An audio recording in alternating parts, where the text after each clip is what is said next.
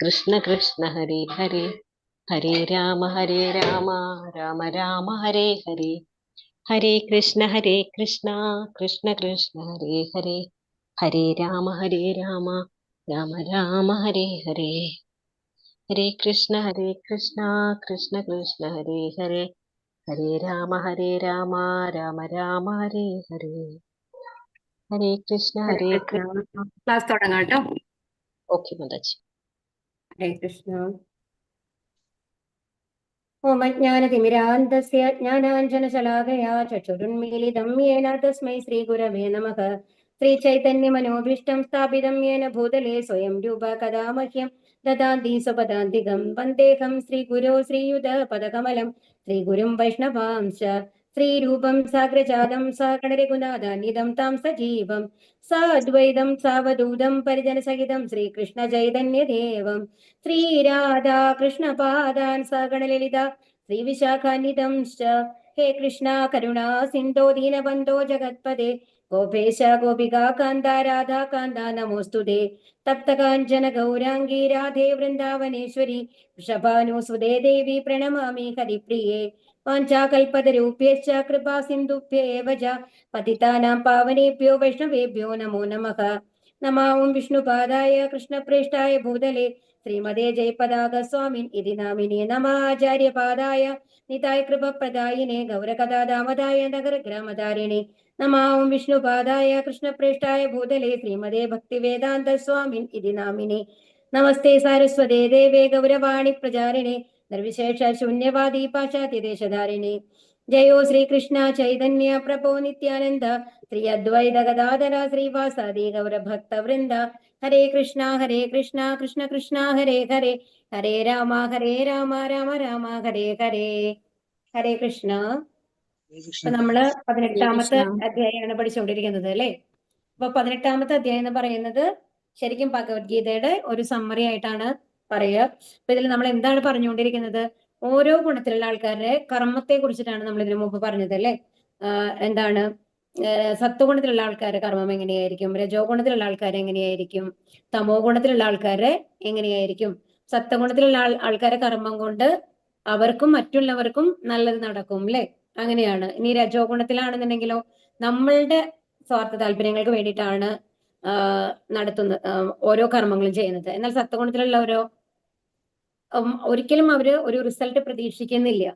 നമ്മൾ നന്നാവണം, എനിക്ക് ഇന്ന അങ്ങനത്തെ ആ സ്വാർത്ഥമായ ചിന്തകൾ സത്വഗുണത്തിലുള്ള ആൾക്കാർക്ക് ഉണ്ടാവില്ല. രജോ ഗുണത്തിൽ എന്താണ്, നമ്മൾ നന്നാവണം എന്നുള്ള രീതിയിൽ ഉദ്ദേശിച്ച് ചെയ്യുന്ന കർമ്മങ്ങളാണ്. എന്നാൽ രജോ ഗുണത്തിലും സത്വഗുണത്തിലുള്ള കർമ്മങ്ങൾ എപ്പോഴും ശാസ്ത്രങ്ങൾക്ക് അനുസരിച്ചിട്ടാണ് ചെയ്യുന്നുണ്ടാവുക. എന്നാൽ തമോ ഗുണത്തിലാണെന്നുണ്ടെങ്കിൽ അവര് ചെയ്യുന്ന കർമ്മങ്ങൾ കൊണ്ട് അവർക്കോ മറ്റുള്ളവർക്കോ ഉപകാരം ഉണ്ടാവില്ല. തന്നെയുമല്ല മറ്റുള്ളവർക്ക് ഉപദ്രവം വരുന്ന രീതിയിൽ കൂടി ആയിരിക്കാം അവരുടെ കർമ്മങ്ങൾ.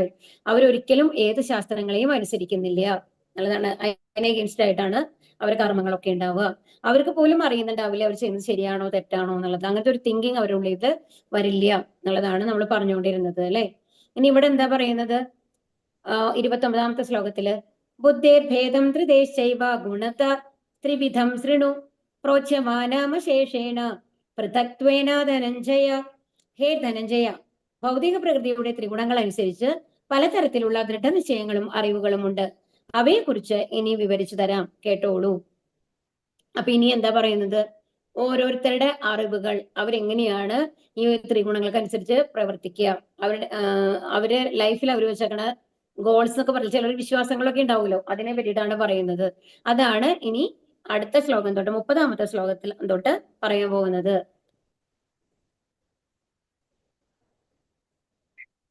പ്രവൃത്തിം ച നിവൃത്തിം ച കാര്യാകാര്യേ ഭയാഭയേ ബന്ധം മോക്ഷണം ചായ വേത്തി ബുദ്ധി സാ പാർത്ഥ സാത്വികി.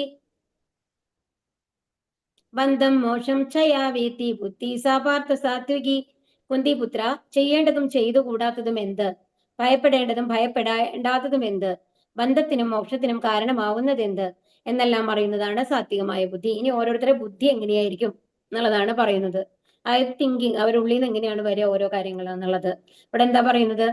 ചെയ്യേണ്ടതും ചെയ്തുകൂടാത്തതും എന്ത്, അതായത് എന്താണ് യഥാർത്ഥത്തിൽ ചെയ്യേണ്ടത്, എന്താണ് ചെയ്യാൻ പാടില്ലാത്തത് എന്നുള്ള വിവരം അവർക്കുണ്ടാവും.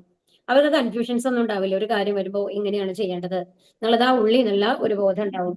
ഭയപ്പെടേണ്ടതും ഭയപ്പെടേണ്ടാത്തതും എന്തിനെയാണ് ഭയപ്പെടേണ്ടത്, എന്തിനെയാണ് ഭയപ്പെടേണ്ടാത്തത്, എന്താണ് എന്ത് ചെയ്യുമ്പോഴാണ് അത് ഭഗവാൻ ഇഷ്ടപ്പെടാത്തത്, ആ ലെവലാണ് ഒരു തിങ്കിങ് ഉണ്ടാവുക. അപ്പൊ അറിയാം അത് അങ്ങനത്തെ എന്തെങ്കിലും ഒരു പ്രവൃത്തി നമുക്ക് ചെയ്യേണ്ടി വരുമ്പോൾ അത് ഭയപ്പെടേണ്ടതാണ്. കാരണം അതിന് എന്തായാലും നമുക്കൊരു പനിഷ്മെന്റ് ഉണ്ട് അല്ലെ. അപ്പൊ അവർക്ക് ശരിക്കും അറിയാം ഒരു പ്രവൃത്തി ചെയ്യുമ്പോൾ ഇതിന് നല്ല റിസൾട്ട് ആണോ ചീത്ത റിസൾട്ട് ആണോ കിട്ടാൻ പോകുന്നത്. ചില സമയത്ത് നമ്മൾക്ക് അറിഞ്ഞിട്ട് പോലും ചില സാഹചര്യങ്ങൾ നമ്മൾ നിർബന്ധിതരായിരിക്കും എന്താണ് നുണ പറയാനൊക്കെ ആയിട്ടുള്ളത്. അപ്പോൾ അങ്ങനത്തെ സമയത്ത് നമ്മൾക്ക് അറിയാം അതിന് പനിഷ്മെന്റ് നമുക്ക് വരുന്നു. പക്ഷെ ചില സാഹചര്യങ്ങൾ നമ്മളെ കൊണ്ട് അത് ചെയ്യിപ്പിക്കും അല്ലെ. അപ്പൊ അങ്ങനത്തെ കാര്യങ്ങൾ. പക്ഷെ അവർക്ക് സത്വഗുണത്തിലുള്ളവർക്ക് ശരിക്കും അറിയാം എന്തിനെയാണ് ഭയപ്പെടേണ്ടത്, എന്താണ് ഭയപ്പെടേണ്ടാത്തത്.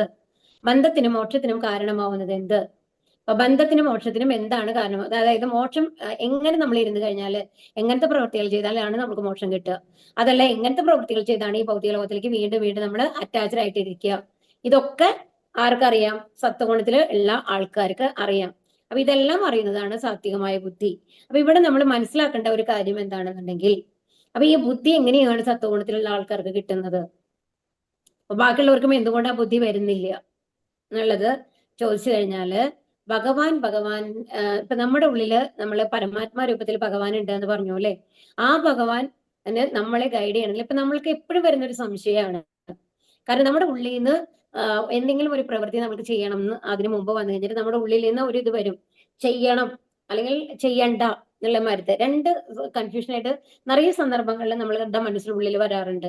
അപ്പൊ ഏതാണ് ചെയ്യേണ്ടത്, ഏതാണ് ചെയ്യേണ്ടാത്തതെന്ന് നമ്മൾ തീരുമാനിക്കുന്നു. ഓക്കെ, അത് നമ്മൾ മനസ്സാണ് തീരുമാനിക്കുന്നത്, ഭഗവാൻ പറഞ്ഞ കാര്യങ്ങളാണ് തീരുമാനിക്കുന്നത്, എങ്ങനെ അറിയാം അല്ലെ. ഇപ്പൊ നമ്മൾ പറയുന്നു നമ്മുടെ ഉള്ളിൽ നിന്നാണ് വരുന്നത്, എന്തായാലും ശരിയാണോ തെറ്റാണോ എന്നുള്ളത് അല്ലെ. അപ്പൊ അത് ചില ആൾക്കാർക്ക് കറക്റ്റ് ആയിട്ട് അവര് ഒരിക്കലും തെറ്റ് ചെയ്യാണ്ട് എല്ലാ കാര്യങ്ങളും ഭംഗിയിൽ ചെയ്യുന്ന കാണും. എന്നാൽ ചില ആൾക്കാരോ മനസ്സിന്റെ അനുസരിച്ചാണ് ചെയ്യുന്നത് എന്നുണ്ടെങ്കിൽ അത് തെറ്റുകളും വരുന്നതും കാണാം. പക്ഷെ ഇത് എങ്ങനെയാണ് നമുക്ക് തീരുമാനിക്കാൻ പറ്റുക? മനസ്സാണോ ബുദ്ധിയാണോ നമ്മളെ നയിക്കുന്നത്? ഭഗവാന്റെ ഇതെന്ന് പറയുന്നത് ബുദ്ധി ത്രൂ വരുന്നതാണ് അല്ലെ, ഇന്റലിജൻസ് ത്രൂ വരുന്നതെല്ലാം ഭഗവാന്റെ നിർദ്ദേശങ്ങളാണ്. നമ്മൾ മനസ്സിനനുസരിച്ച് പ്രവർത്തിക്കുമ്പോഴാണ് നമ്മുടെ ഇമോഷൻസിന് അനുസരിച്ച് പ്രവർത്തിക്കുമ്പോഴാണ് അതെന്ത് പറയുന്നത്, അത് മനസ്സിനനുസരിച്ചാണ് പോകുന്നത് നമ്മളുടെ പ്രവൃത്തികൾ. അത് ചിലപ്പോൾ ബുദ്ധിപൂർവമായിട്ടുള്ള പ്രവൃത്തികളായിരിക്കില്ല എന്ന് നമ്മൾ പറയുന്നത്. കാരണം ഇപ്പോ ചില വീട്ടില് ഇപ്പൊ നമ്മുടെ മോഡേൺ ഇതിൽ നമ്മൾ തന്നെ നോക്കിക്കഴിഞ്ഞാല് എല്ലാവരും വീട്ടിലും ഒരുമാതിരി കാറുകൾ അല്ലെങ്കിൽ 2 വീലേഴ്സ് ഉണ്ടാവും അല്ലെ. അപ്പൊ 5ാം ക്ലാസ്സിലോ 6ാം ക്ലാസ്സിലോ പഠിക്കുന്ന കുട്ടികളാവുമ്പോഴേക്കും അവർക്ക് ആ ഒരു ഇത് വന്നിട്ടുണ്ടാവും. അതായത് സൈക്കിളോ ഓടിച്ചൊക്കെ നല്ലൊരു പഴക്കെത്തി കഴിയുമ്പോൾ അവർക്ക് വീട്ടിലെ അമ്മ ഓടിക്കുന്നുണ്ടാവും, അച്ഛൻ ഓടിക്കുന്നുണ്ടാവും വണ്ടി. അപ്പൊ തീർച്ചയായിട്ടും ആ കുട്ടികൾക്ക് ആഗ്രഹം വരും അത് ചെയ്യണം എന്നുള്ളത്. അപ്പൊ ശരിക്കും പറഞ്ഞാല് നമ്മളുടെ നിയമം അനുസരിച്ച് 18 വയസ്സിന് മുമ്പ് കുട്ടികളെ വണ്ടി അങ്ങനെ ഇതാവാൻ പാടില്ല എന്നാണ് നിയമം. പക്ഷെ അത് എത്ര പേര് പാലിക്കുന്നുണ്ട്? അത് എന്തുകൊണ്ടാണ്?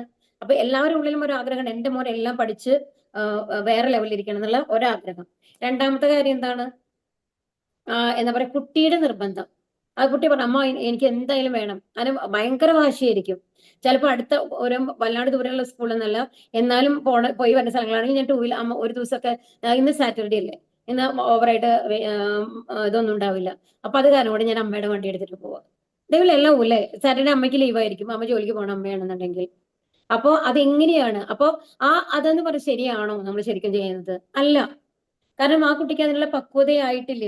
അതൊരു ആഗ്രഹങ്ങളാണ്. അപ്പൊ പക്ഷേ അച്ഛനും അമ്മയും എന്താണ് ആ ആഗ്രഹത്തിന് നിന്നു കൊടുക്കുകയാണ് ചെയ്യുന്നത് അല്ലേ. അപ്പൊ ഇങ്ങനത്തെ കാര്യങ്ങളൊക്കെയാണ് നമ്മൾ പറയുന്നത്. അപ്പൊ അത് സാത്വികമായിട്ടുള്ള ബുദ്ധിയല്ല തീർച്ചയായിട്ടും. അപ്പൊ സാത്വികമായിട്ടുള്ള ബുദ്ധിയാണെങ്കിൽ നമുക്കറിയാം ആ കുട്ടിക്ക് അതിനുള്ള പക്വതയായിട്ടില്ല. അതുകൊണ്ടാണ് നമ്മളുടെ കൺട്രിയിൽ അങ്ങനത്തെ ഒരു നിയമം വെച്ചാണ് 18 വയസ്സ് കഴിയുന്നതുമായിരിക്കും വെഹിക്കിൾസ് കൊടുക്കരുത് എന്ന് പറയുന്നത്. അപ്പോ നമ്മൾ അതിന് എഗെയിൻസ്റ്റ് ആയിട്ടാണ് നമ്മൾ പോണേന്ന് ആലോചിക്കണം. ഇതുപോലെയാണ് ഭഗവാന്റെ നിയമങ്ങളും. പക്ഷേ അപ്പൊ എപ്പോഴാണ് ഭഗവാൻ നമ്മളെ ഗൈഡ് ചെയ്യുന്നത്? നമ്മൾ ഭഗവാനോട് ഭക്തിയുള്ളവരാകുമ്പോൾ, ഭക്തി നമ്മുടെ ഉള്ളിൽ വളരുമ്പോൾ, നമ്മൾ ഹരേകൃഷ്ണ മന്ത്രം ജപിച്ച് നമ്മളുടെ മനസ്സ് ശുദ്ധീകരിക്കാൻ തുടങ്ങുമ്പോൾ ഓരോ നിർദ്ദേശങ്ങളായിട്ട് ഭഗവാൻ, എല്ലാവർക്കും അങ്ങനെ ഭഗവാൻ ഇങ്ങനെ നിർദ്ദേശങ്ങൾ കൊടുത്തുകൊണ്ടിരിക്കില്ല എന്നർത്ഥം. പരമാത്മാവായിട്ട് സാക്ഷിയായിട്ട് കണ്ടുകൊണ്ടിരിക്കും. പക്ഷെ ഭഗവാനുമായിട്ട് യാതൊരു വിശ്വാസമില്ല, ഞാനാണ് ചെയ്യുന്നത് എന്നുള്ള അഹങ്കാരത്തോടു കൂടി ഓരോരുത്തരും ഓരോ പ്രവൃത്തിയും ചെയ്യുകയാണെന്നുണ്ടെങ്കിൽ അവിടെ ഒരു ഗൈഡൻസ് നമ്മൾക്ക് കിട്ടില്ല എന്ന് മനസ്സിലാക്കണം. ഭഗവാൻ എപ്പോഴാണ് ഗൈഡൻസ് തരിക? എന്റെ അടുത്തേക്ക് നിങ്ങൾ വരാൻ റെഡി ആണെന്നുണ്ടെങ്കിൽ അനുസരിച്ചുള്ള ഗൈഡൻസ് ഞാൻ തരാം, അല്ലെങ്കിൽ നിങ്ങളുടെ ഇഷ്ടത്തിന് നിങ്ങൾ പോയിക്കോ എന്നുള്ളതാണ്. ആ സ്വാതന്ത്ര്യം ഭഗവാൻ നമ്മൾക്ക് കൊടുക്കും എന്നുള്ളതാണ്. അപ്പൊ നമ്മൾക്ക് എന്താ മനസ്സിലാക്കേണ്ടത്? ഭഗവാന്റെ അനുസരിച്ച് ഭഗവാന്റെ നിർദ്ദേശങ്ങൾ നമുക്ക് ലഭിക്കണമെന്നുണ്ടെങ്കിൽ നമ്മൾ ഭക്തിയിലേക്ക് വരണം എന്നുള്ളത് മനസ്സിലാക്കണം. അങ്ങനെയുള്ള ആൾക്ക്, ഭക്തിയിൽ വന്ന ആൾക്കാർക്കാണ് സാത്വികമായിട്ടുള്ള ബുദ്ധി ഉണ്ടാവുക. അവർക്ക് എന്താ അറിയാം? അത് ഭഗവാൻ ദദാമി ബുദ്ധി യോഗം തമ്മിലെ, അപ്പൊ ഭഗവാൻ ബുദ്ധി കൊടുക്കും, എന്താണ് ചെയ്യേണ്ടത്, എന്താണ് ചെയ്യേണ്ടാത്തത് എന്നുള്ളത്, എന്താണ് ഭയപ്പെടേണ്ടത്, ഭയപ്പെടേണ്ടാത്തത്, ബന്ധത്തിന് മോക്ഷത്തിന് കാരണമാകുന്നത്. അത് അപ്പൊ യഥാർത്ഥ ആ ഒരു വിവരം, ജ്ഞാനം ആർക്ക് കിട്ടും? സത്വബുദ്ധിയിലുള്ള ആൾക്കാർക്ക് ഉണ്ടാവും. യയാ ധർമ്മമധർമ്മം ചാകാര്യം ചാകാര്യമേവ ച അയഥാവത് പ്രജാനാദി ബുദ്ധി സാ പാർത്ഥ രാജസി. പാർത്ഥ, ധർമ്മം എന്ത്, അധർമ്മം എന്ത്, ചെയ്യേണ്ടത് എന്ത്, ചെയ്യരുതാത്തത് എന്ത് എന്ന് വേർതിരിച്ച് അറിയാനാവാത്ത ബുദ്ധിയാണ് രാജസം. രാജസം നമ്മൾ പറഞ്ഞല്ലോ, നമ്മൾക്ക് കുറേ കാര്യങ്ങൾ ഉണ്ടാവും അല്ലെ. നമ്മൾ 10 പേരോട് ചോദിക്കുന്നത് ഇത് ചെയ്യണോ, ചെയ്യണ്ടേ? അത് എന്തുകൊണ്ടാണ്? നമ്മളുടെ ഉള്ളിൽ ഒരു കൺഫ്യൂഷനാണ് എപ്പോഴും ഉണ്ടാവുക. എന്ന് വെച്ചാൽ ഏതാണ് ശരി, ഏതാണ് തെറ്റ്, നമുക്ക് ആ ഒരു കൺഫ്യൂഷൻ, ആ കൺഫ്യൂഷനുള്ള ആ ഒരു സ്റ്റേറ്റ് ആണ് രാജസം എന്ന് പറയുന്നത്. എപ്പോഴും നമ്മളെ ഭൂരിഭാഗം ആൾക്കാരും അങ്ങനത്തെ ആ ഒരു സ്റ്റേറ്റിലാണ് ഉണ്ടാവുക. ധർമ്മം ഏതാണ്, ശരിക്കും ചെയ്യേണ്ടതാണോ, ഇത് ചെയ്യേണ്ടതല്ലേ, അങ്ങനെ ചെയ്താൽ ഈ കാര്യങ്ങൾ ഞാൻ പറയണോ, ഒരാളോട് നമ്മൾക്ക് തോന്നുകയാണ് അവർ തെറ്റാണെന്ന് നമ്മൾക്ക് തോന്നുന്നുണ്ട്, അപ്പൊ അത് പറയണോ വേണ്ടയോ, ഇങ്ങനത്തെ സംശയങ്ങൾ എപ്പോഴും നമ്മുടെ ഉള്ളിൽ ഉണ്ടായിക്കൊണ്ടിരിക്കും അല്ലെ. അപ്പൊ ഇങ്ങനത്തെ ആ ഒരു ബുദ്ധിക്കാണ് രാജസ ബുദ്ധി എന്ന് പറയുന്നത്. ഇനി അടുത്തത് അധർമ്മം ധർമ്മമിതി, അധർമ്മം ധർമ്മവിധീയാമന്യതേ തമസാവൃത സർവാർത്ഥാൻ വിപരീതാം ച ബുദ്ധി സാ പാർത്ഥ താമസി. ഹേ പാർത്ഥ, വ്യാമോഹത്തിന്റെയും അന്ധകാരത്തിന്റെയും സ്വാധീനതയിൽ അധർമ്മത്തെ ധർമ്മമായും ധർമ്മത്തെ അധർമ്മമായും കരുതി സദാ തെറ്റായ വഴിക്ക് പ്രവർത്തിക്കുന്ന ബുദ്ധി താമസമാകുന്നു. എന്നാൽ രാജസബുദ്ധിയിൽ കൺഫ്യൂഷനാണ്. എന്തായാലും തെറ്റ്, അയ്യോ നമ്മൾ തെറ്റ് ചെയ്യാതിരിക്കണം എന്നുള്ള ഒരു ബോധത്തോട് കൂടിയിട്ടാണ് നമ്മൾ തിങ്ക് ചെയ്യുന്നത്. പക്ഷെ ഇവിടെ താമസബുദ്ധി ആകുമ്പോഴേക്കും എന്തായി? മറ്റുള്ളവരുടെ ശരികളൊക്കെ ഇവരുടെ തെറ്റുകളും, മറ്റുള്ളവരുടെ തെറ്റുകളൊക്കെ ഇവർ ശരികളുമായിട്ട് മാറുന്നു. അതാണ് നമ്മുടെ ഇതില് അക്രമ ആവാസനയുള്ള ആൾക്കാര്. ഇപ്പൊ നമ്മൾ ഒരാളെ കൊല്ലുമ്പോ, ഈ മതത്തിന്റെ പേരിലൊക്കെ മറ്റുള്ള ആൾക്കാരെ കൊല്ലുക എന്നുള്ളതൊക്കെ വരുമ്പോ അവരൊരിക്കലും അത് തെറ്റായിട്ട് കാണുന്നില്ല.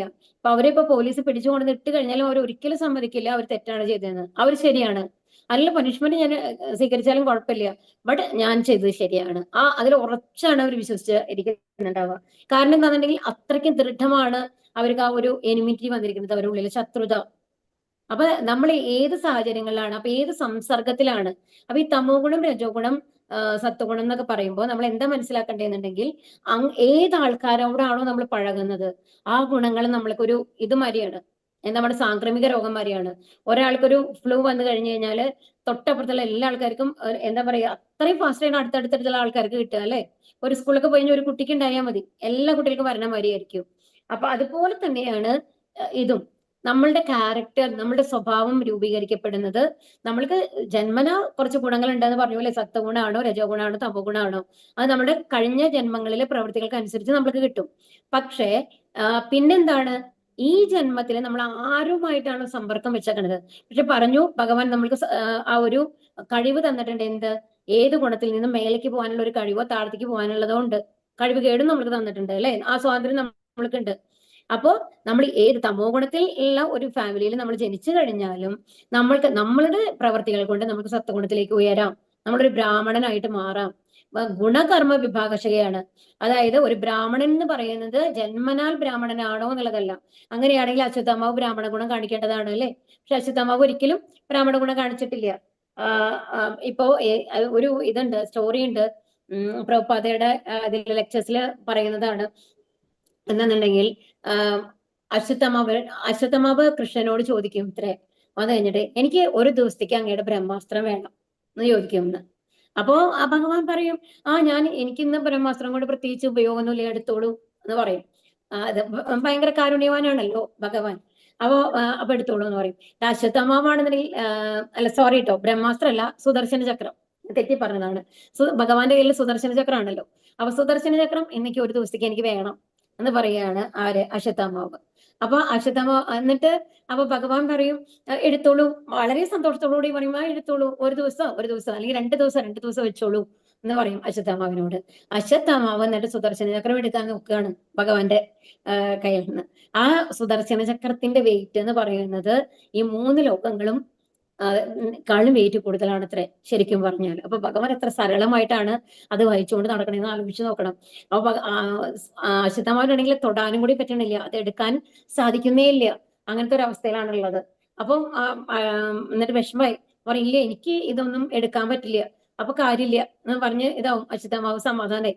അപ്പോ ഭഗവാൻ ചോദിക്കും, ശരി ഓക്കെ, നിനക്ക് എടുക്കാൻ പറ്റുന്നില്ല, നിനക്ക് കൊണ്ടുപോകാൻ പറ്റില്ല, അത് കാര്യം ശരി, ഞാൻ തരാൻ റെഡി ആയിരുന്നല്ലോ, പക്ഷെ എന്തിനാണ് നിനക്ക് ഈ ഒരു ദിവസത്തേക്ക് ഈ ഇത് വേണ്ടത്, സുദർശന ചക്രം വേണ്ടത്? അപ്പൊ അശ്വത്ഥമാവ് പറയും ഇത്രേ, എനിക്ക് ഈ ലോകത്തിലുള്ള എല്ലാ ആൾക്കാരെയും തോൽപ്പിക്കണം, കാരണം ഈ സുദർശന ചക്രം കണ്ടു കഴിഞ്ഞാൽ എല്ലാവരും എന്റെ അടിമകളായിട്ട് മാറും. അത് ഭഗവാനും ഞാൻ അങ്ങേയും നേരെയും ഈ സുദർശന ചക്രമാണ് ഉപയോഗിക്കണം, അപ്പൊ പിന്നെ അങ്ങ് എന്റെ അടിമയായിട്ട് വരുമല്ലോ എന്ന്. അപ്പൊ ഒന്ന് ആലോചിച്ച് നോക്കൂ, ആ ഒരു ബുദ്ധി എന്ന് പറയുന്നത്. അപ്പൊ ചിരിക്കും ഇത്രേ ഭഗവാൻ. അപ്പൊ ആ പൊക്കാൻ പോലും സാധിക്കില്ല അതിന്, അത്രയ്ക്ക് വിവരം പോലും ഇല്ല ആർക്ക്? അശ്വത്ഥമാവിന്. ഭഗവാൻ അത് ധരിച്ചുകൊണ്ടിരിക്കുമ്പോ എന്താണ് അശ്വത്ഥമാവ് വിചാരിക്കുന്നത്? ഇതൊക്കെ വെറുതെ ഒരു ചക്രം വരെയുള്ളൂ, അത് ആർക്ക് വേണമെങ്കിൽ പൊക്കി ഉപയോഗിക്കാൻ പറ്റുന്ന ഒരു സാധനമാണെന്നാണ് ആര് വിചാരിക്കുന്നത്? അശ്വത്ഥമാവ് വിചാരിക്കുന്നത്. അപ്പൊ അതുപോലെയാണ് നമ്മളുടെ ബുദ്ധി എന്ന് പറയുന്നത്. അപ്പൊ ബ്രാഹ്മണ ഗുണത്തിൽ അല്ല ബ്രാഹ്മണ കുലത്തിൽ ജനിച്ച അശ്വത്ഥമാവിന്റെ ബുദ്ധി അങ്ങനെയാണ്. അപ്പോ അശ്വത്ഥമാവിനെ ഒരു ബ്രാഹ്മണനായിട്ട് നമുക്ക് കണക്കാക്കാനായിട്ട് സാധിക്കോ? ഇല്ല. പക്ഷെ അശ്വത്ഥമാവിന്റെ അച്ഛനായിട്ടുള്ള ദ്രോണാചാര്യനോ തന്നെ കൊല്ലും എന്നറിഞ്ഞിട്ട് പോലും ദൃഷ്ടദ്യുമ്നന് ഫുൾ എങ്ങനെയാണ് അസ്ത്രവിദ്യ ഫുൾ പഠിപ്പിച്ചു കൊടുത്തു അല്ലെ, എങ്ങനെയാണ് ഒരു വ്യൂഹം രചിക്കേണ്ടതെന്നൊക്കെ അത്രയും ഏറ്റവും എക്സ്പെർട്ട് ദൃഷ്ടദ്യുമ്നായിരുന്നു എന്നാണ് പറയുന്നത്. ഇത്രയും അറിയാമെന്ന് എന്നെ കൊല്ലാൻ. പക്ഷെ അതാണ് ബ്രാഹ്മണ ക്വാളിറ്റി എന്ന് പറയുന്നത്. അപ്പൊ ഓരോരുത്തരുടെ കുലത്തിന് ജനിച്ച ഇതിനനുസരിച്ചല്ല അവരുടെ ഗുണങ്ങൾ ഉണ്ടാവുക. നമ്മൾ ഏത് ഗുണങ്ങളെയാണ് നമ്മൾ വളർത്തിയെടുക്കുന്നത് എന്നുള്ളതിന് അനുസരിച്ചിട്ടാണ്, ആരുടെ കൂടെയാണ് നമ്മൾ സംസർഗം എന്നുള്ളത് അനുസരിച്ചിട്ടാണ്. അപ്പൊ അശ്വത്ഥമാവ് എപ്പോഴും ആരുടെ കൂടെയായിരുന്നു? ദുര്യോധനാദികളുടെ കൂടെയായിരുന്നു അല്ലെ. അപ്പൊ അതിനനുസരിച്ചുള്ള ഒരു സ്വഭാവമാണ് അശ്വത്ഥമാവ് കാണിച്ചിരുന്നത്. അപ്പൊ പാണ്ഡവരോ എപ്പോഴും ഭഗവാന്റെ ഒരു കൺമുന്നിലാണ് പാണ്ഡവരുണ്ടായിരുന്നത്. എപ്പോഴും അവര് സുഹൃത്തായിട്ട് ജ്യേഷ്ഠനായിട്ടൊക്കെയാണ് എപ്പോഴും ഭഗവാൻ കൂടെ ഉണ്ടായിരുന്നു. അപ്പൊ അവരുടെ ക്വാളിറ്റി എന്താണ്? ദൈവിക ഗുണങ്ങളാണ് അവർ കാണിച്ചിരുന്നത് അല്ലെ. അപ്പൊ അധർമ്മത്തെ ധർമ്മമായും ധർമ്മത്തെ അധർമ്മമായും കരുതി സദാ തെറ്റായ വഴിക്ക് പ്രവർത്തിക്കുന്ന ബുദ്ധിയാണ് എന്തെന്ന് താമസ ബുദ്ധി എന്ന് പറയുന്നത്. താമസ സ്വഭാവി ഒരു മഹാത്മാവിനെ സാധാരണക്കാരനായും വെറും ഒരു മനുഷ്യനെ മഹാത്മാവായും കരുതും. അതാണ് ശിശുപാലൻ. ശിശുപാലൻ എങ്ങനെയാണ് ഭഗവാനെ കരുതിയിരുന്നത്? എപ്പോഴും ഒരു ഗോപകുമാരനാണ്, വെറുതെ കുറെ സിദ്ധികളുണ്ടെന്ന് പറഞ്ഞിട്ട് ആൾക്കാരെ പറ്റിക്കുകയാണ് എന്നൊക്കെയല്ലേ ശിശുപാലൻ പറയാറ്. അവസാനം ഇത് രാജസൂയ യാഗം ആരാണ്? യുധിഷ്ഠിരൻ നടത്തുമ്പോഴാണ് അല്ലെ ഒരുപാട് ഇൻസൾട്ട് ചെയ്തിട്ട് അഗ്രപൂജയ്ക്ക് ഭഗവാനെ ഇരുത്തി എന്ന് പറഞ്ഞിട്ട് ഇൻസൾട്ട് 100 തവണ ഇൻസൾട്ട് ചെയ്ത് കഴിയുമ്പോഴാണ് ഭഗവാൻ തലയിറക്കുന്നത് ശിശുപാലന്റെ. അപ്പൊ ശിശുപാലന്റെ ബുദ്ധിയും അത് തന്നെയായിരുന്നു. ശിശുപാലനെ അത് പരമദിവ്യോത്തമ പുരുഷനാണ് ഭഗവാനാണെന്ന് മനസ്സിലാക്കാൻ സാധിച്ചോ? ഇല്ല. ശരി, ഈ ഭഗവത്ഗീത ഇപ്പൊ നമ്മൾ 18ാമത്തെ അധ്യായത്തിലെത്തി. ഇതെല്ലാം ആരോടാണ് സഞ്ജയൻ പറഞ്ഞു കൊടുക്കുന്നത്? സഞ്ജയൻ ധൃതരാഷ്ട്രനോട് പറയണതിന്റെ ടെലികാസ്റ്റ് ആണ് നമ്മൾ കേട്ടോണ്ടിരിക്കുന്നത് അല്ലെ. അപ്പൊ ഇത് മുഴുവൻ നമ്മൾ കേൾക്കുന്ന ഈ ഭഗവത്ഗീത മുഴുവൻ സഞ്ജയന്റെ വായിൽ കൂടി ആര് കേട്ടിട്ടുണ്ട്? ധൃതരാഷ്ട്ര കേട്ടിട്ടുണ്ട്. എന്നിട്ട് ധൃതരാഷ്ട്രക്ക് എന്തെങ്കിലും മാറ്റം വന്നോ? അതെല്ലാം തമോ ഗുണാണ്. ധൃത്യാധാരയതേ മനഃപ്രാണീന്ദ്രിയ ക്രിയാഹ യോഗേന അവ്യഭിചാരിണ്യ ധൃതി പാർത്ഥ സാത്വികി. ഹേ പാർത്ഥ, യോഗാനുഷ്ഠാനത്താൽ നിലനിർത്തിയതും ദൃഢമായതും മനസ്സ്, പ്രാണൻ, ഇന്ദ്രിയങ്ങൾ എന്നിവയുടെ പ്രവർത്തനത്തെ നിയന്ത്രിക്കുന്നതുമായ നിശ്ചയം സാത്വികമാണ്. അപ്പൊ ഇവിടെ എന്താ പറയുന്നത്? സാത്വിക ബുദ്ധി എന്ന് പറഞ്ഞ എന്താണ്? ഇനി അടുത്തത് ഇപ്പൊ നമ്മളുടെ ഈ സാത്വിക ബുദ്ധി എന്ന് പറയുന്നത് എന്താണ്? ഇപ്പൊ നമ്മൾ തമോ ഗുണത്തിലുള്ളതാണ് പറഞ്ഞത് അല്ലെ. അപ്പൊ ഇനി യോഗാനുഷ്ഠത്താൽ നിലനിർത്തിയതും ദൃഢമായതും മനസ്സ്, പ്രാണൻ, ഇന്ദ്രിയങ്ങൾ എന്നിവയുടെ പ്രവർത്തനത്തെ നിയന്ത്രിക്കും. അപ്പൊ ഇവിടെ വന്നിട്ട് മനസ്സിന്റെ കൺട്രോളിൽ നമ്മളുടെ ബുദ്ധിയുടെ കൺട്രോളിലാണ് എല്ലാ ഇന്ദ്രിയങ്ങളും ഉള്ളത്, മനസ്സിന്റെ നിയന്ത്രണത്തിലല്ല. മനസ്സിന്റെ നിയന്ത്രണത്തിലാവുമ്പോഴാണ് നമ്മൾ ഭൗതികതയിൽ മുഴുകുന്നത്, നമ്മൾ രജോ ഗുണത്തിലും തമോ ഗുണത്തിലും പോകുന്നത്. നമ്മുടെ ബുദ്ധിക്ക് അനുസരിച്ച് നമ്മുടെ ഇന്ദ്രിയങ്ങൾ പ്രവർത്തിക്കുമ്പോൾ അത് എന്റെ നിയന്ത്രണത്തിൽ, ആ ജീവാത്മാവിന്റെ നിയന്ത്രണത്തിലാണ് എല്ലാ ഇന്ദ്രിയങ്ങളും എന്നുള്ള മാതിരി വരും. അപ്പൊ അങ്ങനെ വരും. ഇപ്പൊ നമ്മൾ ആ 5 വെള്ളക്കുതിര കുട്ടിയെ ഉള്ള ആ ഒരു രഥത്തിനെ പറ്റിയിട്ട് പറഞ്ഞു അല്ലെ. അല്ല, കുതിരകളെയാണ് നമ്മൾ ഇന്ദ്രിയങ്ങളായിട്ട് പറഞ്ഞത് അല്ലെ. ആ ഇന്ദ്രിയങ്ങളെ നിയന്ത്രിച്ചിരുന്നത് എന്താണ്? ആ കടിഞ്ഞാണായിട്ടുള്ള ചരട് എന്ന് പറയുന്നത് ആരാണ്? മനസ്സാണ്. അതിന്റെ ജീവാത്മാവായിട്ട് ഇരുന്നത് അവിടെ ഇരുന്ന ആളാണ് അല്ലെ. അതാണ് ഇന്റലിജൻസ് എന്നുള്ള ലെവലിൽ വരുന്നത്. അപ്പൊ ആ ചരടൊന്ന് അഴിച്ചാൽ, ബുദ്ധി എന്നുള്ള ആ ചരടൊന്ന് അഴിച്ചു കഴിഞ്ഞാല് ആ തേരിന്റെ മേലെ പിന്നാലെയാണ് നമ്മൾ ജീവാത്മാവിനെ കാണിച്ചത് അല്ലെ. ബുദ്ധിയാണ് കാണിച്ചതെന്ന് ഈ ചരട് പിടിച്ചിട്ട്, മനസ്സിനെ പിടിച്ചിട്ടുള്ള ചരടായിട്ടുള്ളത്. ആ ചരടം ഒന്ന് അടച്ചുവിട്ട് എന്താ ഉണ്ടാവുക? കുതിരകൾ, നമ്മുടെ ഇന്ദ്രിയങ്ങൾ പല ഭാഗത്തേക്കും പോകും. അതുപോലെ തന്നെ ആ വണ്ടി നശിച്ചു പോകും അല്ലെ. അതുപോലെ തന്നെയാണ് നമ്മളുടെ കാര്യവും, നമ്മൾ ഭൗതികതയിൽ മുഴുകി പോകും എന്നുള്ളതാണ് പറയുന്നത്. അപ്പൊ ഇവിടെ സത്വഗുണത്തിലുള്ള ആൾക്കാരെ സംബന്ധിച്ച് ഇന്ദ്രിയങ്ങളെല്ലാം അവരുടെ നിയന്ത്രണത്തിലാണ്. അതുപോലെ തന്നെ യോഗാനുഷ്ഠത്താൽ, അതായത് ഇവിടെ യോഗാനുഷ്ഠാനം എന്ന് പറയുന്നത് നമ്മളുടെ കലിയുഗത്തിൽ പറയുന്നത് നാമജപാണ്. മറ്റുള്ള ഇതിൽ ഓരോന്നും ധ്യാനം, അങ്ങനെ ഓരോന്നും പറഞ്ഞു അല്ലെ. ഹഠയോഗോ അഷ്ടാംഗയോഗോ ഒക്കെ ആയിരുന്നു അല്ലെ ഇതിന് മുമ്പത്തെ യുഗങ്ങളിൽ നമ്മൾ ഇതായി കഴിഞ്ഞു കഴിഞ്ഞാല്. അപ്പോ അവര് സ്വയം നിയന്ത്രിതരാണ്. ഭഗവാന്റെ ഇതിലാണ്, പ്രൊട്ടക്ഷനിലാണ് ഇവരൊക്കെ ഉള്ളത്. യയാതു ധർമ്മകാമാർത്താൻ ധൃത്യാധാരയതേർജുന പ്രസംഗേന ഫലാകാംക്ഷി ധൃതീസാ പാർത്ഥ രാജസി. അല്ലയോ അർജുന, ഏതൊരു നിശ്ചയം കൊണ്ടാണോ മനുഷ്യൻ ധർമ്മം, അർത്ഥം, കാമം എന്നിവയെ സ്വീകരിക്കുന്നത്, അവയിലുള്ള അത്യാസക്തി കൊണ്ട് ഫലാകാംക്ഷിയായി തീരുന്നത് ആ നിശ്ചയം രാജസമാകുന്നു. ഇനി അടുത്തത് എന്താണ്? ഇനി നമ്മളുടെ നിശ്ചയങ്ങളെ കുറിച്ചിട്ടാണ് പറഞ്ഞത്. ഇതിനു മുമ്പുള്ളത് എന്തൊക്കെയാ പറഞ്ഞത്? ഓരോരുത്തരുടെ ബുദ്ധി എങ്ങനെയാണ് എന്നുള്ളതാണ് പറഞ്ഞത് അല്ലെ. 3 തരത്തിലുള്ളത്: രാജസം, താമസം, സാത്വികം. സാത്വികമാണ് നമ്മൾ അവസാനമായിട്ട് പറഞ്ഞത്. ഇനി അടുത്തത് ഇവിടെ നിശ്ചയമാണ് പറഞ്ഞത് അല്ലെ. ഇനി നിശ്ചയങ്ങളാണ് ഇപ്പൊ നമ്മൾ പറഞ്ഞുകൊണ്ടിരിക്കുന്നത്. സാത്വികത്തിന്റെ ഏറ്റവും എന്താ പറയുന്നത്? നമ്മളെ എങ്ങനെയാണ് ഒരാളുടെ നിശ്ചയങ്ങൾ ഉണ്ടാവുക? നമ്മൾ പലതരത്തിൽ 4 കാര്യങ്ങളാണ് ഇതിൽ പറയാൻ തുടങ്ങിയിട്ടുള്ളത് അല്ലെ. അപ്പൊ അതില് ദൃഢമായതും മനസ്സ്, പ്രാണൻ, ഇന്ദ്രിയങ്ങൾ എന്നിവയെ നിയന്ത്രിക്കുന്നതുമായിട്ടുള്ള നിശ്ചയം സാത്വികമാണ്. ഇനി മറ്റൊരാളുടെ ബുദ്ധി എങ്ങനെയാ ഉണ്ടാവുക എന്ന് പറയൂ, നോക്കൂ. അല്ലയോ അർജുന, ഏതൊരു നിശ്ചയം കൊണ്ടാണോ മനുഷ്യൻ ധർമ്മം, അർത്ഥം, കാമം എന്നിവയെ സ്വീകരിക്കുന്നത്? ഇവിടെ നമ്മളെ പുരുഷാർത്ഥങ്ങൾ എന്ന് പറയും. ഓക്കെ, അതിൽ 4 പുരുഷാർത്ഥങ്ങൾ, നമ്മുടെ ജീവിതത്തിൽ 4 പുരുഷാർത്ഥങ്ങൾ എന്ന് പറയുന്നത് ധർമ്മ, അർത്ഥ, കാമ, മോക്ഷ എന്നുള്ളതാണ്. ഇതെല്ലാം ഈ മോക്ഷം എന്ന് പറയുന്നത് എവിടെ വരയ്ക്കാൻ നമുക്ക് പോകാൻ പറ്റുള്ളൂ? ബ്രഹ്മജ്യോതി വരയ്ക്ക്. യഥാർത്ഥത്തിൽ ഭഗവാന്റെ അടുത്തേക്ക് നമുക്ക് എത്താൻ പറ്റില്ല. അപ്പൊ നമ്മളുടെ ഈ 4 പുരുഷാർത്ഥങ്ങളില് ഏറ്റവും ശ്രേഷ്ഠമായിട്ട് നമ്മൾ പറയുക എന്താണ്? മോക്ഷമാണ് പറയുക. പക്ഷെ ആ മോക്ഷവും ഭഗവാന്റെ അടുത്ത് എത്തുന്നില്ല. എവിടെ വരയ്ക്കാണ് നമ്മൾ പോകുന്നത്? ബ്രഹ്മജ്യോതി വരയ്ക്കും. അപ്പൊ ഈ ഭൗതിക ലോകത്തില് നമ്മളുടെ ഇതുകൊണ്ട് നമ്മൾക്ക് എത്താൻ പറ്റുന്നത് എവിടെയാണ്? നമ്മൾ ആഗ്രഹിക്കുന്നത് ധർമ്മം, അർത്ഥം, കാമം, മോക്ഷം എന്നുള്ളതാണ്. എന്നാൽ നമ്മളുടെ ലക്ഷ്യം എന്തായിരിക്കണം? അതാണ് പഞ്ചമ പുരുഷാർത്ഥം എന്ന് പറയുന്നത്. ആ പഞ്ചമ പുരുഷാർത്ഥം എന്ന് പറയുന്നതാണ് കൃഷ്ണപ്രേമം അല്ലെങ്കിൽ ഭഗവദ്ധാമം എന്ന് പറയുന്നത്. അപ്പൊ അത് ലഭിക്കണം എന്നുണ്ടെങ്കിൽ എന്ത് വേണം? ഈ ധർമ്മം, അർത്ഥം, കാമം, മോക്ഷം എന്നുള്ളത് വരയ്ക്കും നമ്മൾക്ക് ദേവതകൾ മൂലമായിട്ട് ലഭിക്കും. അതായത് നമ്മൾ ആരാധിക്കുന്ന ശിവനോ ദുർഗയോ അല്ലെങ്കിൽ ആരാണ് ഗണപതിയോ, അങ്ങനെ നമ്മൾ ഓരോരുത്തരെയായിട്ട് ആരാധിക്കുന്നില്ലേ? മുരുകൻ, അല്ലാന്നുണ്ടെങ്കിൽ ആരാണ്? അയ്യപ്പൻ, ഇങ്ങനെയൊക്കെ നമ്മൾ ആരാധിക്കുന്നുണ്ടല്ലോ. അങ്ങനെ ആ ആരാധനയിൽ കൂടെ നമ്മൾക്ക് ഈ 4 കാര്യങ്ങൾ നമുക്ക് സാധിക്കാം. ഏത് 4 പുരുഷാർത്ഥങ്ങൾ? ഇത് വേദങ്ങളിൽ പറഞ്ഞിട്ടുള്ളതാണ്. അതിന് പ്രത്യേക തരത്തിലുള്ള ആരാധനാ രീതികളൊക്കെ പറഞ്ഞിട്ടുണ്ടാവും. ഇപ്പോ ഗോപികമാര് നല്ല ഭർത്താവിനെ കിട്ടാൻ വേണ്ടിയിട്ടാണ് കാർത്യായനി വ്രതം അനുഷ്ഠിച്ചിരുന്നത് അല്ലെ, യമുനയുടെ തീരത്ത്. എന്നിട്ട് അവിടെ യമുനയിൽ കുളിക്കുമ്പോഴാണ് ആ വസ്ത്രങ്ങളെല്ലാം ഭഗവാൻ എടുത്തിട്ട് പോയി ഒളിപ്പിക്കുന്ന ആ ലീല നടക്കുന്നത്. അപ്പൊ അവർ ചെയ്തിരുന്നത് കാർത്യായനി വ്രതമാണ്. അതായത് പാർവതി ദേവിയാണ് അവർ പൂജിച്ചിരുന്നത്. എന്തിനു വേണ്ടിയിട്ട്? നല്ല ഭർത്താവിനെ കിട്ടാൻ വേണ്ടിയിട്ട്. അപ്പൊ ഈ ധർമ്മ, അർത്ഥ, കാമ, മോക്ഷം എന്നുള്ളതിന് ലഭിക്കാൻ വേണ്ടിയിട്ട് നമുക്ക് ദേവതാ ആരാധന മതി. അപ്പൊ ഇനി അവയിലുള്ള അത്യാസക്തി കൊണ്ട് ഫലാകാംക്ഷിയായി തീരുന്നു. അപ്പൊ ഇവിടെ എന്താണ്? രജോഗുണത്തിൽ എന്താണ്? ഈ ഭൗതിക ജീവിതത്തിലുള്ള എല്ലാ ആഗ്രഹങ്ങളും സാധിക്കണം എന്നുള്ളതാണ് അവർ ആഗ്രഹം ഉണ്ടാവുക. അവരൊരിക്കലും ഭഗവദ്ധാമത്തിലേക്ക് എത്തണം എന്നുള്ള ലെവലിലേക്ക് അവർക്ക് ചിന്ത പോവില്ല. അപ്പൊ അത്തരത്തിലുള്ള ഒരു ചിന്ത എന്ന് പറയുന്നതാണ് രാജസം എന്ന് പറയുന്നത്. നിയയാ സ്വപ്നം ഭയം ശോകം വിഷാദം മതമേവ നവിമുഞ്ചതി ദുർമേധ ധൃതീസാ പാർത്ഥ താമസി. അല്ലയോ കുന്തിപുത്ര, സ്വപ്നം, ഭയം, വ്യസനം, വിഷാദം, മതം എന്നിവയ്ക്ക് അതീതമല്ലാത്ത ബുദ്ധിശൂന്യമായ നിശ്ചയം തമോ ഗുണത്തിലുള്ളതാണ്. തമോ ഗുണം എന്ന് പറഞ്ഞാൽ എന്താണ്? ഇവിടെ എന്താണ് ഉദാഹരണം പറഞ്ഞാണെങ്കിൽ നോക്കൂ. സ്വപ്നം, ഭയം, വ്യസനം, വിഷാദം, മതം എന്നിവയ്ക്ക് അതീതമല്ലാത്ത, അതായത് അവരെ സംബന്ധിച്ച് ഇപ്പൊ ഒരു സ്വപ്നത്തിൽ നമ്മൾ കാണാണ് ഒരു സിംഹം നമ്മളെ ഓടിച്ചിട്ട്, നമ്മൾ കാട്ടിലും പോയിട്ടുണ്ടാവില്ല, നമ്മൾ സിംഹത്തിനെ കണ്ടിട്ടുണ്ടാവില്ല. പക്ഷെ നമ്മളെ ഒരു സ്വപ്നത്തിൽ കാണാണ് ഒരു സിംഹം എന്നിട്ട് നമ്മളെ പിടിച്ച് കടിച്ചു കൊല്ലാനുള്ള ശ്രമത്തിലാണ്. എന്നിട്ട് നമ്മൾ അവിടെ നോക്കി കഴിഞ്ഞാൽ ആരുമില്ല, കൂരിട്ടാണ്, നമ്മൾ കാട്ടിന്റെ ഉള്ളിൽ വെട്ടക്കാണ്. അങ്ങനെ സിംഹം നമ്മളെ വരുന്നു, നമ്മളെ പിടിക്കാൻ പോകുന്നു, നമ്മളെപ്പോ വിഴുങ്ങും എന്നുള്ള ലെവലിൽ വരുന്നു എന്ന് പറഞ്ഞിട്ട് നമ്മൾ ഉറക്കം നിലവിളിക്കും. അപ്പൊ അത് കഴിഞ്ഞിട്ട് പെട്ടെന്ന് നിലവിളിയൊക്കെ കഴിയുന്നതിനുള്ളിൽ പെട്ടെന്ന് നമ്മൾ കണ്ണ് തുറന്നു നോക്കുമ്പോഴാണ് നമ്മൾക്ക് പറ്റും, അയ്യോ ഇതൊരു സ്വപ്നമായിരുന്നു. അങ്ങനത്തെ ഒരു സിറ്റുവേഷനിലല്ല നമ്മൾ ഉണ്ടാവുക. അതൊരു ബന്ധം ഉണ്ടാവില്ല. നമ്മൾ ഏതെങ്കിലും ഒന്ന് വായിച്ചിട്ടുണ്ടാവാം, അല്ലെങ്കിൽ അതിനെ റിലേറ്റഡ് ആയിട്ടുള്ള എന്തെങ്കിലും ആർട്ടിക്കിൾ നമ്മൾ അതിനെപ്പറ്റി ഡിസ്കസ് ചെയ്തിട്ടുണ്ടാവാം. എന്തെങ്കിലും നമ്മൾ ബോധമോ മനസ്സിൽ കിടക്കുന്നതാണ് ഒരു സ്വപ്നമായിട്ട് നമ്മൾക്ക് വരുന്നത്. അപ്പൊ ഈ അങ്ങനെ സ്വപ്നം നമ്മൾ കാണുന്നു, ഒരു ബന്ധമില്ലാണ്ട് സ്വപ്നം കാണുന്നു. ആ സ്വപ്നം യാഥാർത്ഥ്യമാണോ? അല്ല. നമ്മൾക്കറിയാം അത് സ്വപ്നമാണെന്ന്, അല്ലെ?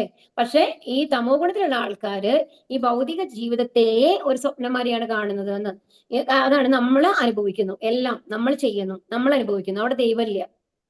അപ്പൊ ഞാൻ ചെയ്യുന്നതെല്ലാം എന്റെ ഇഷ്ടത്തിന് ഞാൻ ചെയ്യുന്നതാണ് എന്നുള്ള മാതിരിയാണ് അവർ കാണുക. അപ്പൊ അതിന്റെ അനുസരിച്ച് അവർക്ക് എന്തൊക്കെ ഉണ്ടാവും? വ്യസനം, വിഷാദം, മതം, എല്ലാം, മറ്റുള്ളവരോടുള്ള ദേഷ്യം, വിചാരിച്ച മാതിരി കാര്യങ്ങൾ നടക്കുന്നില്ല എന്നുള്ളത്, ഇതൊക്കെ അധികം തമോ ഗുണത്തിലുള്ള ആൾക്കാരിലാണ് നമുക്ക് കാണാനായിട്ട് സാധിക്കുക. അപ്പൊ ഇതാണ് ശൂന്യമാണ്. അപ്പൊ ഒരു സ്വപ്നത്തിനെ നമ്മള് യഥാർത്ഥമാണെന്ന് വിചാരിച്ചത്, ഞാൻ ഉറക്കം ഉണർന്നു കഴിഞ്ഞിട്ട് ഞാൻ കരഞ്ഞുകൊണ്ടിരിക്കുകയാണെന്നുണ്ടെങ്കിൽ എത്ര ഫൂളിഷ്നെസ് ആണ്, അല്ലെ? ഒന്ന് ആലോചിച്ച് നോക്കൂ. അതുപോലെയാണ് ഇവരുടെ ജീവിതം തന്നെ എന്നാണ് പറയുന്നത്. അവരെല്ലാം എന്താണ് മറ്റുള്ളവർക്ക് ബന്ധപ്പെടുത്തി കാണുന്നില്ല, എല്ലാം നമ്മളാണ് ചെയ്യുന്നത് എന്നുള്ള ആ ഒരു ബോധത്തിലാണ് അവരുള്ളത്. അത് എത്ര നമ്മളല്ല. ഇപ്പൊ നമ്മൾ പറഞ്ഞൂലേ, ഒരു കർമ്മത്തിന് തന്നെ 5 കാരണങ്ങൾ നമ്മൾ പറഞ്ഞു. എന്തൊക്കെയാ പറഞ്ഞെന്ന് ആർക്കെങ്കിലും ഓർമ്മയുണ്ടോ? അതിൽ ഏറ്റവും അൾട്ടിമേറ്റ് ആയിട്ടുള്ളത് എന്തായിരുന്നു? ഭഗവാനായിരുന്നു അവസാനത്തെ പറഞ്ഞത്, അല്ലെ? നമ്മുടെ കർമ്മം, പിന്നെ നമ്മുടെ കർത്താവ്, പിന്നെ കരണങ്ങൾ, അതായത് ഇന്ദ്രിയങ്ങള് എന്നൊക്കെ പറഞ്ഞു, പിന്നെ നമ്മളുടെ പ്രയത്നങ്ങൾ, അല്ലെ? അതിനുശേഷം ഭഗവാൻ. ഇങ്ങനെ 5 കാര്യങ്ങളാണ്. വളരെ ഇമ്പോർട്ടന്റ് ആണ് കേട്ടോ. ഈ 5 കാര്യങ്ങളാണ് പറഞ്ഞത്. അപ്പൊ ഓരോ കാര്യങ്ങളും ഇത്രയും നിയന്ത്രണം ഉണ്ട്. ഞാൻ വിചാരിച്ച മാതിരി എന്റെ ജീവാത്മാവ് വിചാരിക്കണം ഞാൻ ഇപ്പൊ ചെയ്യണമെന്ന് പറഞ്ഞാൽ നടക്കില്ല. അതിന് ആര് സാങ്ഷൻ വേണം? ഭഗവാന്റെ സാങ്ഷൻ ഇല്ലാണ്ട് ഏതും നടക്കില്ല. അതാണ് അൾട്ടിമേറ്റ്. അത് മനസ്സിലാക്കാത്ത ബുദ്ധിശൂന്യരായിട്ടുള്ള ആൾക്കാരാണ് ആര്? തമോ ഗുണത്തിലുള്ള ആൾക്കാര്.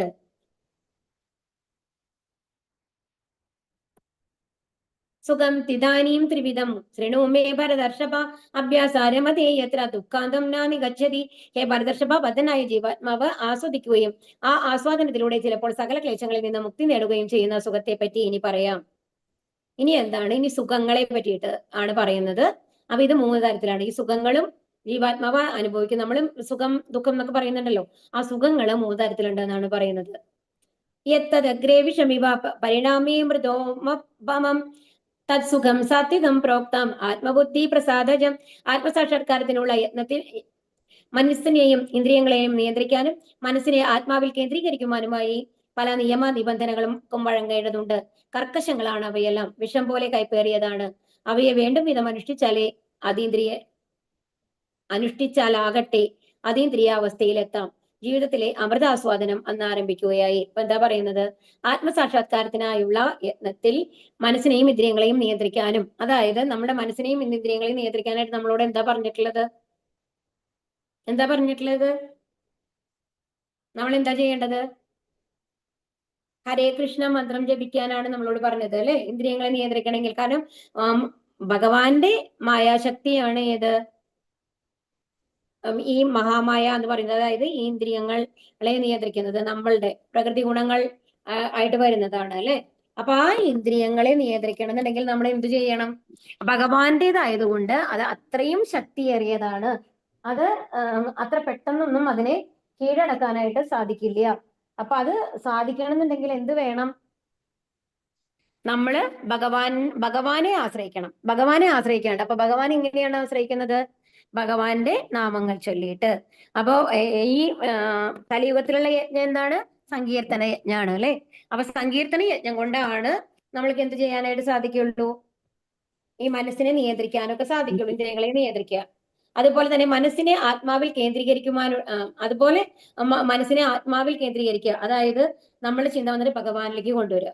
ആത്മാവ് എന്ന് പറയുന്നത് നമ്മളുടെ ശാശ്വതാംശമാണ് ഭഗവാന്റെ, അല്ലെ? അപ്പൊ ഭഗവാനിലേക്ക് നമ്മൾ കൊണ്ടുവരണം നമ്മളുടെ ആത്മാവിനെ. എന്നിട്ട് അതിനനുസരിച്ചുള്ള പ്രവർത്തനങ്ങൾ, ഭക്തിയുത സേവനങ്ങൾ നമ്മൾ ചെയ്യണം. ഇതെന്ന് പറയുമ്പോൾ നമുക്ക് തുടക്കത്തിൽ തുടങ്ങുമ്പോൾ ഇപ്പൊ ആദ്യമായിട്ട് നിങ്ങൾ ഹരികൃഷ്ണ മന്ത്രം ജപിക്കാൻ തുടങ്ങിയില്ലേ? ഇപ്പൊ ഒരു റൗണ്ടാണ് നിങ്ങൾക്ക് ചെയ്യാൻ പറ്റുന്നുള്ളൂ. അപ്പൊ നമ്മളോട് ശരിക്കും പറഞ്ഞത് എത്രയാണ്? 16 റൗണ്ട്. അപ്പൊ ഈ ഒരു റൗണ്ട് പറയുമ്പോൾ ഇതിന് തന്നെ ഇത്ര സമയമാണ്, ഇങ്ങനെയാണ് ഈ 16 റൗണ്ട് ആൾക്കാർ ജപിക്കണേ നമുക്ക് തോന്നും, അല്ലേ? അത് കുറച്ച് തുടക്കത്തിൽ നമുക്ക് കുറച്ച് കഷ്ടമായിട്ട് തന്നെയാണ് തോന്നുന്നത്. ഒരു നെല്ലിക്ക ആദ്യം തന്നെ എടുത്ത് കഴിക്കുമ്പോൾ നമുക്ക് എന്താണ് തോന്നുന്നത്? കയ്പ്പാണ്, അല്ലെ?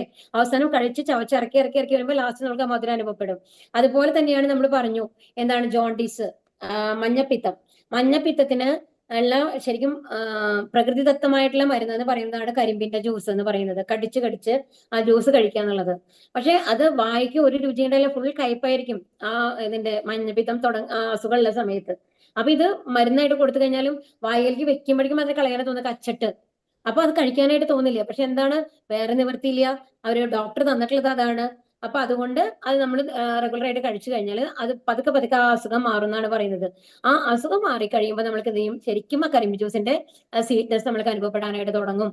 അതുപോലെയാണ് ഇവിടെ. അപ്പൊ നമ്മുടെ തുടക്കത്തിൽ നമ്മൾക്ക് കുറച്ച് ബുദ്ധിമുട്ടുകൾ ഉണ്ടാവാം, ഇത് ഭയങ്കര ബുദ്ധിമുട്ടാണെന്ന് തോന്നാം. പക്ഷേ അത് നിരന്തരമായി ചെയ്യുമ്പോൾ നമ്മൾക്ക് അതിനോടുള്ള ഇഷ്ടം വരും.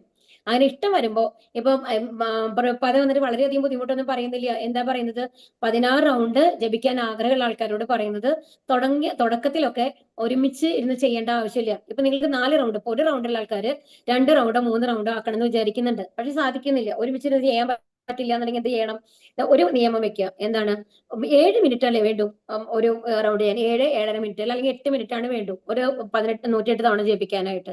ഒരുമാതിരി സ്പീഡായിട്ട്, എന്നാൽ വല്ലാണ്ട് ഇതല്ലാണ്ട് നമ്മൾ ജപിക്കുകയാണെങ്കിൽ 7 മിനിറ്റ് 8 മിനിറ്റ് മതി. അപ്പൊ അങ്ങനെ ജപിക്കാനായിട്ട് 8 മിനിറ്റ് അല്ലേ വേണ്ടു. അപ്പൊ എന്ത് ചെയ്യുന്നുണ്ടെങ്കിൽ ഒരു നിയമം എടുക്കുക. നമ്മൾ ബ്രേക്ക്ഫാസ്റ്റിന് മുമ്പ്, രാവിലെ ബ്രേക്ക്ഫാസ്റ്റിന് മുമ്പ് ഞാൻ ഒരു റൗണ്ട് ജപിക്കും. അതുപോലെ ലഞ്ചിന് മുമ്പ് എത്ര സമയമുണ്ട്, വീട്ടമ്മമാരൊക്കെ എസ്പെഷ്യലി വന്നു കഴിഞ്ഞിട്ട് അത് ബ്രേക്ക്ഫാസ്റ്റ് ലഞ്ച് അതിന്റെ ഇടയിൽ വന്നിട്ട് ഞാൻ ലഞ്ചിന് മുമ്പ് ഞാൻ ഒരു തവണ ജപിക്കും. അത് കഴിഞ്ഞിട്ട് പിന്നെ വൈകുന്നേരം നമ്മൾ ഒരു ചായയോ കാപ്പിയോ കുടിക്കുന്ന ആൾക്കാരുണ്ടാവും അല്ലേ, അല്ലെങ്കിൽ വിളക്ക് കൊളുത്തുന്ന സമയത്ത് ആ വിളക്ക് കൊളുത്തുന്നതിന് മുമ്പ് ഞാൻ ഒരു തവണ ജപിക്കും. അത് കഴിഞ്ഞ് പിന്നെ രാത്രി ഉറങ്ങുന്നതിന് മുമ്പ് ഞാൻ ഒരു തവണ ജപിക്കും. അപ്പൊ ഒരു 7-8 മിനിറ്റ് ഇതേമാതിരി നമ്മൾ ക്രമീകരിച്ചു കഴിഞ്ഞാൽ തന്നെ 4 തവണ നമ്മൾ ഈസി ആയിട്ട് നമുക്ക് ജപിക്കാനായിട്ട് സാധിക്കും. അപ്പൊ ഇതാണ് ഇവിടെ പറയുന്നത്. അപ്പൊ നമ്മൾ അത് റെഗുലർ ആയിട്ട് നമ്മൾ ചെയ്യുകയാണെങ്കിൽ അത് നമുക്ക് ആ ഒരു ലെവൽ, അതീന്ദ്രിയ ലെവലിലേക്ക് നമുക്ക് എത്താനായിട്ട് സാധിക്കും. വിഷയേന്ദ്രിയ സംയോഗാദിയത്തഗ്രേ അമൃതോപമം പരിണാമേ വിഷമിവ തത്സുഖം രാജസംസ്മൃതം. ഇന്ദ്രിയങ്ങൾ വിഷയങ്ങളോട് ചേരുമ്പോൾ ഉളവാകുന്ന സുഖം തുടക്കത്തിൽ അമൃത തുല്യമെങ്കിലും ഒടുവിൽ വിഷപ്രായമാവും. രാജസമാണ് ഈ സുഖം.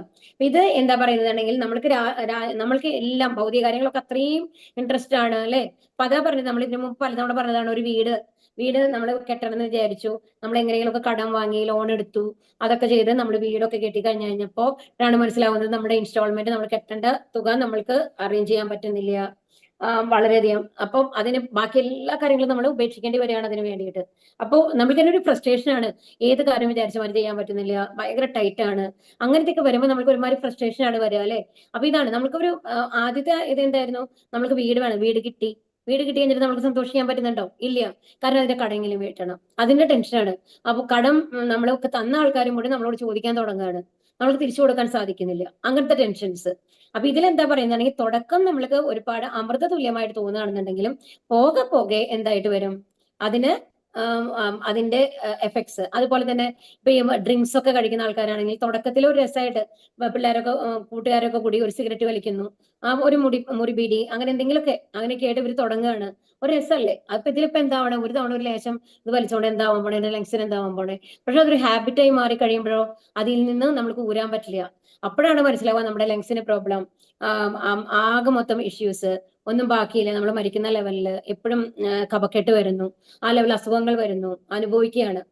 അത് മാത്രമല്ല ഇതിന്റെ പുക അനുഭവിച്ചിട്ടുള്ള ആൾക്കാർക്ക്, എസ്പെഷ്യലി അത് ചെയ്യുന്ന ആൾക്കാരെക്കാളും കൂടുതൽ അതിന്റെ പുക കിട്ടുന്ന ആൾക്കാർക്ക് ക്യാൻസർ വരാനുള്ള ചാൻസ് വളരെ കൂടുതലാണെന്നാണ് പറയുന്നത്.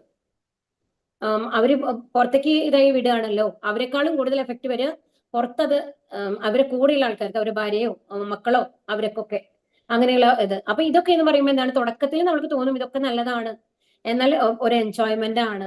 അതുപോലെ തന്നെയാണ് ഫാസ്റ്റ് ഫുഡ്. ഇപ്പൊ നമ്മൾ നിറയെ പേർക്കുണ്ട് അല്ലെ, എത്ര ചെറുപ്പത്തിലാണ് കുട്ടികൾക്ക് ഷുഗർ വരുന്നത്, കൊളസ്ട്രോൾ വരുന്നത്, ജങ്ക് ഫുഡ് കഴിച്ചിട്ട്. അപ്പൊ ഇതൊക്കെ അവർക്ക് വീട്ടിലത്തെ ഭക്ഷണേ ഇഷ്ടമല്ല, എന്നാൽ ഇങ്ങനത്തെ സാധനങ്ങളോടൊക്കെ താല്പര്യം കൂടുതലാണ് അല്ലെ. അപ്പൊ ഇതൊക്കെ രാജസമാണ്. യഥഗ്രേച്ചാനുബദ്ധേച്ച സുഖം മോഹനമാത്മന നിദ്രാലസ്യ പ്രമോദോത്തം തത്താമസമുദാഹൃതം. ആത്മദർശനത്തെ സംബന്ധിച്ചിടത്തോളം അന്ധവും ആദ്യം മുതൽ അവസാനം വരെ വ്യാമോഹ ഭരിതവും നിദ്ര, ആലസ്യം, പ്രമാദം എന്നിവയിൽ നിന്നുണ്ടാകുന്നതുമായ സുഖമാണ് താമസം. അന്തം ആദ്യം മുതൽ അവസാനം വരെ വ്യാമോഹഭരിതാണ്. ഇവിടെ പിന്നെ എന്താണെന്നുണ്ടെങ്കിൽ അവിടുത്തെ ഒരു തെറ്റോ ശരിയോ എന്നുള്ള ഒരു ചിന്ത ഇല്ലാത്ത ആൾക്കാരായതുകൊണ്ട് അവർക്ക് എന്ത് വേണമെങ്കിൽ ചെയ്യാം, എപ്പോ വേണമെങ്കിൽ എഴുന്നേക്കാം. ഞാൻ 12 മണി വരെ കിടന്നുറങ്ങുന്നു, ഞാൻ ഉറങ്ങുന്നു, അത്രേ ഉള്ളൂ. അങ്ങനെ ആലസ്യം, പ്രമാദം എന്നിവയിൽ നിന്നുണ്ടാകുന്ന സുഖമാണ് താമസം. അങ്ങനത്തെ ആൾക്ക് അതിനോടാണ് അവർക്ക് ആരെങ്കിലും എല്ലാം മുമ്പിൽ കൊണ്ടുവന്ന് വായിൽ ഭക്ഷണം തരുവാണെങ്കിൽ ഇറ്റ്സ് ഓക്കെ ഉള്ള ലെവലിലുള്ള ആൾക്കാരാണ്. പണിയെടുക്കാൻ അവർക്ക് പറ്റില്ല അങ്ങനത്തെ. അതുപോലെ തന്നെ അവർക്ക് ദൈവചിന്തകളും ഇല്ല. അപ്പൊ എത്രയും അലസമായിട്ട് കുറെ ആൾക്കാരുണ്ടാവും അല്ലെ, നമ്മൾ കാണാറുണ്ട്. നാട്ടിലാണ് എസ്പെഷ്യലി, ഞാൻ കേരളത്തിലാണ് കൂടുതൽ കണ്ടിട്ടുള്ളത് കേട്ടോ.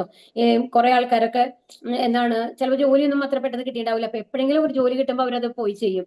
അത് കഴിഞ്ഞാൽ കൂട്ടം കൂടി ഇരുന്ന് കഴിഞ്ഞിട്ട് ചീട്ട് കളിക്കുക, അതുപോലെ ഇരുന്ന് വർത്തമാനം പറയുക, ഓരോ ഇതില് ഓരോ ഗ്രൂപ്പായിട്ട് നമ്മൾക്ക് കാണാമല്ലേ ഇടയ്ക്കിടയ്ക്ക്. എസ്പെഷ്യലി ഇപ്പൊ ഈ പണിക്കൊക്കെ പോകുന്ന ആൾക്കാരാണെങ്കിലും സാറ്റർഡേ സൺഡേ ഒക്കെ ആണെങ്കിലും ഇതൊക്കെ ചെയ്യണ കാണാം. ഇതെല്ലാം എന്താണ് പറയാ, താമസ ഗുണത്തിൽപ്പെട്ടതാണ്. അതുകൊണ്ട് അവർക്കും ഗുണമുണ്ടാവില്ല, മറ്റുള്ളവർക്കും ഗുണമുണ്ടാവില്ല. ന തദസ്തി പൃഥിവീവാം ന തദസ്തി പൃഥ്വ്യാം വാ ദിവി ദേവേഷു വാ പുനഃ സത്വം പ്രകൃതി ജൈർമുക്തം യഥേപി സ്യാത് ത്രിഭിർഗുണൈഹി. ഈ ഭൂമിയിലോ ഉപരിഗ്രഹ വ്യൂഹങ്ങളിൽ ദേവന്മാർക്കിടയിലോ പ്രകൃതിജങ്ങളായ ഈ 3 ഗുണങ്ങളിൽ നിന്ന് മുക്തനായിട്ട് യാതൊരു ജീവനുമില്ല. അപ്പൊ ഇവിടെ എന്താണ് പറയുന്നത്, ഇപ്പൊ എല്ലാ ഇതും പറഞ്ഞു, നമ്മൾ പല തരത്തിൽ പറഞ്ഞു അല്ലെ. കർമ്മം പറഞ്ഞു, അതുപോലെ അവരുടെ ബുദ്ധി എങ്ങനെയാണെന്ന് പറഞ്ഞു, ഏതവസ്ഥയിലാണ് ഓരോരുത്തരുള്ളത് എന്ന് പറഞ്ഞു. ഇതെല്ലാം പറഞ്ഞു കഴിഞ്ഞു. ഇനിയിപ്പോ എന്താ പറയുന്നത്, ഈ ഭൗതിക ലോകത്ത് ഒരാൾ പോലും ഈ 3 ഗുണങ്ങളിൽ നിന്ന് മേലെ പോയിട്ടുള്ളവരില്ല എന്നുള്ളതാണ് പറയുന്നത്. എല്ലാവരും ഈ ഭൗതിക ലോകത്ത് ഉണ്ടോ, അവർ ഈ 3 ഗുണങ്ങളിൽ ഏതെങ്കിലും ഒരു ഗുണത്തിൽ നിന്നാണ് ഉണ്ടാവുക. അതിൽ നിന്ന് മുക്തനായിട്ട് ഒരു ജീവനും ഉണ്ടാവില്ല എന്നുള്ളതാണ് പറയുന്നത്. അപ്പൊ പ്രപഞ്ചത്തിലെങ്ങും ത്രിഗുണങ്ങളുടെ സമഗ്രമായ പ്രവർത്തനം ഏത് വിധമെന്ന് ഭഗവാൻ ചൂണ്ടിക്കാണിക്കുകയാണ്. അതായത് ഒരാൾ പോലും അവരെ ട്രാപ്പ് ചെയ്യുന്ന രക്ഷപ്പെട്ടു പോകാൻ പറ്റില്ല. അത്രയും ശക്തിയാണ്. കാരണം എന്താണ്, ഭഗവാന്റെയാണ്. മമമായ എന്ന് പറഞ്ഞിട്ടല്ലേ പറയുന്നത് അല്ലെ. ദേവിഹേഷ ഗുണമായി മമമായ ദുരത്യ മാമേവ. ഭഗവാന്റെ അടുത്തേക്ക് പോകുന്ന ആൾക്കാർക്ക് അതിൽ നിന്ന് രക്ഷപ്പെടാം, അല്ലാത്ത ആർക്കും രക്ഷപ്പെടാൻ പാടില്ല എന്നാണ് ആ ശ്ലോകത്തില് ഭഗവാൻ പറയുന്നത്. ബ്രഹ്മണ ക്ഷത്രിയ വിശാം ശൂദ്രാണാം ച പരന്തപ കർമാണി പ്രവിഭക്താനി സ്വഭാവ പ്രഭവൈർഗുണൈഹി. ഹേ ശത്രുഞ്ജയനായ അർജുന, ബ്രാഹ്മണനെയും ക്ഷത്രിയനെയും വൈശ്യനെയും ശൂദ്രനെയും തിരിച്ചറിയുന്നത് ത്രിഗുണങ്ങളെ ആധാരമാക്കി ഉണ്ടാകുന്ന സ്വഭാവ വ്യത്യാസത്തിന്റെ അടിസ്ഥാനത്തിലാണ്. ഇനി അടുത്തത് എന്താണ് നമുക്ക് പറഞ്ഞു തരുന്നുണ്ടെങ്കിൽ എങ്ങനെയാണ്. അപ്പൊ നമ്മൾ പറഞ്ഞു പല വർണ്ണങ്ങളും അല്ലെ, വർണ്ണാശ്രമ സിസ്റ്റത്തിൽ വന്നു കഴിഞ്ഞിട്ട് 4 തരത്തിലുള്ള ആൾക്കാരാണ്: ബ്രാഹ്മണർ, ക്ഷത്രിയൻ, വൈശ്യൻ, ശൂദ്രൻ എന്നിവ തിരിച്ചറിയുന്നത് ത്രിഗുണങ്ങളെ ആധാരമാക്കിയിട്ടുണ്ട്. അതായത് അതാണ് പറയുന്നത്, ഒരു ബ്രാഹ്മണന്റെ മകനായതുകൊണ്ട് ബ്രാഹ്മണൻ എന്ന് പറയാൻ പറ്റില്ല, ഒരു ക്ഷത്രിയന്റെ മകനായതുകൊണ്ട് ക്ഷത്രിയൻ എന്ന് പറയാൻ പറ്റില്ല. ഇപ്പൊ ഇവിടെ നമ്മുടെ കലിയുഗത്തിലാണെന്നുണ്ടെങ്കിൽ എല്ലാം മിക്സ് ആണ്. എല്ലാവരിലും എല്ലാ ഗുണങ്ങളും ഉണ്ട്. ബ്രാഹ്മണ ഗുണം, ക്ഷത്രിയ ഗുണം, വൈശ്യ ഗുണം, ശൂദ്ര ഗുണം എല്ലാം ചേർന്നതാണ് കലിയുഗത്തിലെ ആൾക്കാർ പൊതുവെ പറയുക. കാരണം എല്ലാ ഗുണങ്ങളും ഇപ്പോ നമ്മൾ പറഞ്ഞു ക്ഷത്രിയൻ, ബ്രാഹ്മണന്റെ ഒരു ഗുണം എന്താണ്, അവർ അത്രയും സത്യസന്ധരായിരിക്കും അല്ലെ. അപ്പൊ ബ്രാഹ്മണന്റെ ഒരു ഗുണം പറയുമ്പോൾ ഒരു സ്റ്റോറി പറയും. ഗൗതമ മുനി എന്ന് പറയുന്നത് അത്രയും വലിയ ആചാര്യനാണ്. അപ്പോ അദ്ദേഹത്തിന്റെ അടുത്ത് ഒരു കുട്ടി വരികയാണ്. ഒരു 4-5 വയസ്സായിട്ടുള്ളൂ ആ കുട്ടിക്ക്. 5 വയസ്സ് 6 വയസ്സ് ആവണേ ഉള്ളൂ. ആ കുട്ടി വന്നിട്ട് പറയും, അങ്ങ് എന്നെ പഠിപ്പിക്കണം. അന്നൊക്കെ ഗുരുകുല വിദ്യാഭ്യാസമാണല്ലോ, അങ്ങ് എന്നെ പഠിപ്പിക്കണം എന്ന് പറയും.